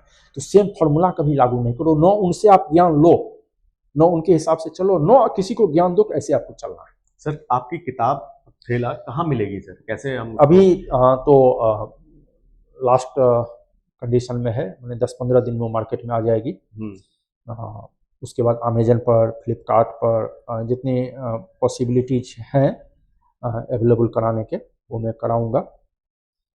और कीमत भी मैंने उसमें प्रॉफिट नहीं रखा है, वो मुझे कमाने के लिए वो बुक, इससे पहले भी मेरी 3-4 बुक आ चुकी है, लेकिन एकेडमिक्स बुक है। अच्छा, तो ये जो फैलहा है उसका शीर्षक ही वही FAIL, फेल अनसक्सेस। हाँ, बिहार में बोल दिया जाता है और मैं तो, मुझे अच्छा लगता है यदि मुझे कोई फैलहा बोलेगा ना, तो मेरी पहचान है। फैलहा मेरी पहचान है और फैलहा कुछ है ही नहीं, वो परिस्थिति जन्य एक शब्द क्रिएट किया गया है, परिस्थिति जन्य। तो आप जो संघर्ष है ना, आप ना सफलता पर सोचो ना असफलता पर सोचो, आप तो संघर्ष हो। कृष्ण भगवान ने गीता में बोला है ना, कि आप फल का प्रयास क्यों करते हो? वही बात उन्होंने बोलते कर्म करो, आप तो संघर्ष करते रहो। दुनिया में कोई ऐसा कर्म नहीं है यदि आपने जी जान लगा दी तो उसमें रिजल्ट नहीं मिलेगा। किसी को 15 दिन पहले मिल जाते हैं, किसी को 1 महीने बाद सफलता, किसी को पहले मिल जाती है, किसी को बाद में। लेकिन जिंदगी में ये सबको आती जाती है, सफलता असफलता आती जाती रहेगी। मेहनत आप बरकरार रखो, कांस्टेंट। अधिकतर जो हम देखते हैं कि 5 दिन में चाहते हैं कि रिजल्ट आ जाए, हमें यहाँ तक पहुंचने में ये मान लीजिए 30 साल लगे। 30 साल हमें यहाँ पर पहुंचने में लगे। जो आज मैं पहुंचा हूँ 30 साल का संघर्ष है। 30 साल में यहाँ पर पहुंचा हूँ। तो कोई भी आदमी 30 साल करेगा तो इससे ज़्यादा ही पहुंचेगा। आप करते ही नहीं हो, आप रिजल्ट की बात करते हो, आपने मेहनत कब की? आप नहीं करते हो। यदि मेहनत करते हो तो 15 दिन में आप चाहते हो कि रिजल्ट आ जाए। आप एकदम छोटा सा प्रयास करो, छोटी छोटी दूसरा लोगों को रिप्लाई करना बंद करो, दूसरे की बात को ऑब्जर्व करना। कोई एक आदमी आता है, आपको 2 बात बोल के 2 मिनट में चला जाता है, आप काम पर लग जाते हो, यार उसने ऐसा बोल दिया, उसने तो ऐसा बोल दिया, अब आप टेंशन में हो। और ये इतना प्रभाव आपके ऊपर लोगों का क्यों है? आपका प्रभाव क्यों नहीं उसके ऊपर है? आप दूसरे से ले ले हो, और लोग दूसरे को क्या देते हैं ये बताइए? आप सोना चांदी किसी को देते हैं क्या? ये लैपटॉप किसी को देंगे क्या? ये बिल्डिंग किसी को देंगे क्या?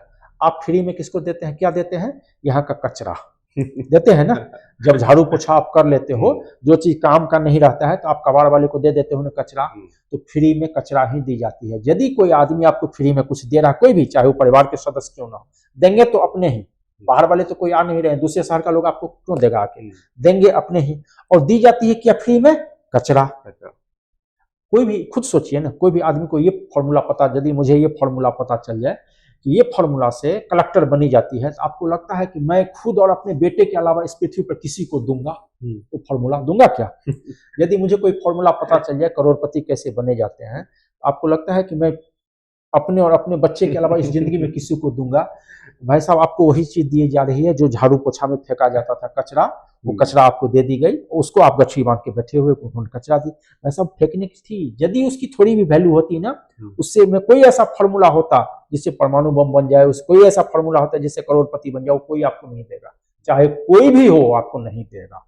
तो आप गलत चीज लेके बैठ गया तो आपको नहीं लेने हैं। आप स्वीकार करना बंद करो, किसी को देना भी बंद करो, स्वीकार करना बंद करो। आप तन मन धन से लग जाओ। 5 साल, 7 साल, 8 साल, 30 साल की एज तक 100% है कि आप सक्सेस होगे ही होगे। इस पॉडकास्ट के द्वारा आज जो फेला शब्द है ना, ये एक पॉजिटिव वर्ड बन गया है जी। और आपने सफलता की गारंटी भी दे दी है। बिल्कुल कि आप करते जाइए। 30 साल आपको हो गए हैं और अगर कोई जो आपका वो कितने दिन का आपने बताया था, 1001 दिन अगर आप कोई चीज करते हैं तो आप उसमें एक्सपर्ट बन जाएंगे। और मैं चाहूंगा कि ये फॉर्मूला हर किसी के पास जाए इस पॉडकास्ट के माध्यम से। और हम चाहेंगे कि डॉक्टर सिद्धार्थ हमारे साथ जुड़ें और आगे भी वो हमारे व्यूअर्स को गाइड करें। और ये तो अभी शुरुआत है, हम चाहेंगे कि सर आप बार बार हमारे साथ आए। आप लास्ट संदेश क्या देना चाहेंगे हमारे व्यूअर्स को? देखो, संघर्ष जो वर्ड है ना, संघर्ष वर्ड को इतना छोटा मत बनाओ कि सीधा शब्दों में रह जाए। संघर्ष एक शब्द है, लेकिन जब इसके गहराई में आप जाएंगे तो संघर्ष आपको परिवार में करने हैं, आपको अपने आप से करने हैं, अपने परिवार से करने हैं, अपने सोसाइटी से करने हैं, उसी से संघर्ष करने हैं। आप पूरे जिंदगी ये बैठे हो कि हमें अपनों से संघर्ष नहीं करने, दूसरों से करने, दूसरे से कोई लेना देना नहीं। आपको अपने आप से, सबसे पहले अपने आप से संघर्ष करना सीखो कि हमारा मन ये चाह रहा है, लेकिन ये चीज़ हमारे लिए सूट नहीं कर रहा है, इस चीज़ से हमारा नुकसान होगा। मन तो हमारा भी करता है कि ऑफिस नहीं जाऊँ, घर पर बैठा रहूँ। मन तो मेरा भी करता है। मन तो मेरा भी करता है कि रोज अच्छा अच्छा खाना खाऊं। मन तो मेरा भी करता है मर्सिडीज गाड़ी खरीदूं। लेकिन वो यदि करूँगा ना तो मैं फंस जाऊँगा। तो आपकी जितनी क्षमता है उस हिसाब से आप 2 साल, 4 साल, 5 साल पहले संघर्ष करो। 5 साल आप ये नहीं सोचो, खून का घूंट पियो। जब आप आपके कर्म दे देंगे, आप उत्साहित रहते हो जवाब देने के लिए। आपको साबित नहीं करने, गलत आप नहीं हो, आपकी परिस्थिति गलत है, आपका समय गलत है। इंसान कभी गलत होता ही नहीं, आपका परिस्थिति। सेम डिसीजन एक बड़ा आदमी लेता है तो हर कोई उसको एप्रिशिएट करता है, हाँ बहुत बढ़िया। सेम डिसीजन एक छोटा आदमी ले ले, इसके पास पैसे नहीं है, हर कोई दे देता है। तो ये सब किसी से दवाई लो नहीं। दवाई जो बार बार आप ले लेते हो, किसी ने आके कोई ज्ञान दिया और आप सबसे पहले तो एनालिसिस करो कि वो ज्ञान देने लायक है या नहीं है। जहां पर देखिए सजेशन उससे लेना चाहिए जहां पर मैं पहुंचना चाह रहा हूँ, उस इंसान से सजेशन लो जो ऑटोमेटिक वहां पर पहुंच चुका है। आप उस आदमी से सजेशन ले रहे हो जो यहाँ से स्टार्ट भी नहीं किया, उससे सजेशन उससे लेते हो, देख उसको रहे हो, वो वहां पर पहुंच गया था। उसको मैच तो करो, अपनी सोच, अपने शरीर की क्षमता, अपना टारगेट, ये सबको मैच करो, एक जगह पर लाओ। हमारा सोच ये है कि हम जिंदगी में सफल होंगे, चाहे कुछ भी हो जाए, जिस फील्ड में है उस फील्ड में जाएंगे, सफल होंगे। उसके हिसाब से अपनी संघर्ष करो, शरीर को, दिमाग को, मेंटली रूप से। तीसरा कि निगेटिव चीजें आएगी, वो तो सबको आती है, उस चीज से कैसे बचोगे, उसमें कैसे नहीं उलझोगे। गुगली में आप उलझ गए तो आप आउट होंगे। उस गुगली बॉल को क्यों पकड़ रहे हो बार बार, उसको छोड़ दो ना। जिंदगी में हजारों क्वेश्चन दिन में आएंगे जिसमें आप उलझेंगे, उस क्वेश्चन को आप छोड़िए, उस क्वेश्चन को आपको नहीं पकड़ना है।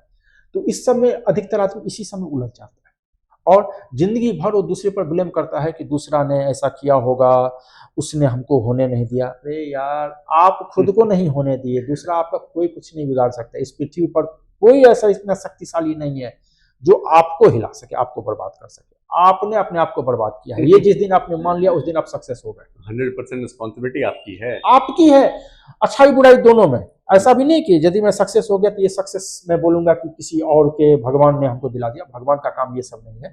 भगवान बड़े फाइल देखते हैं। जैसे मैं मंदिर जाता हूँ ना, तो मैं अपने दोस्त के साथ गया एक दिन मंदिर, तो मैं मंदिर में कुछ मांगता नहीं। उसे बचपन में बहुत मांगा था, श्रद्धा भाव है तो भगवान को प्रणाम करता हूँ, ठीक है। तो मैंने अपने दोस्त, मेरा दोस्त पूछा कि आपने क्या मांगा भगवान से। हमने पूछा तू बता क्या मांगा। तो मैंने बोला कि वो जो एक है ना मेरे जान पहचान, मेरे पिताजी को बहुत तंग करते, मैंने भगवान को बोला कि उसको मार दे, खत्म कर दे। हमने बोला अच्छा। उसने पूछा कि आपने क्या मांगा। हमने बोला कि भगवान को, हमने बोला कि पूरे दुनिया को खुश रखो, सुखी रखो, यदि टाइम मिले और आपको कुछ मुझे देना हो तो भारत का राष्ट्रपति मुझे बना देना। उससे छोटा, भगवान से उससे छोटा क्यों मांगू। मुझे जमीन का टुकड़ा दिला दो तो मेरे कर्मों से होगा ना। राष्ट्रपति का पद मेरे उससे बाहर है, मेरे बाउंड्री लाइन से बाहर है।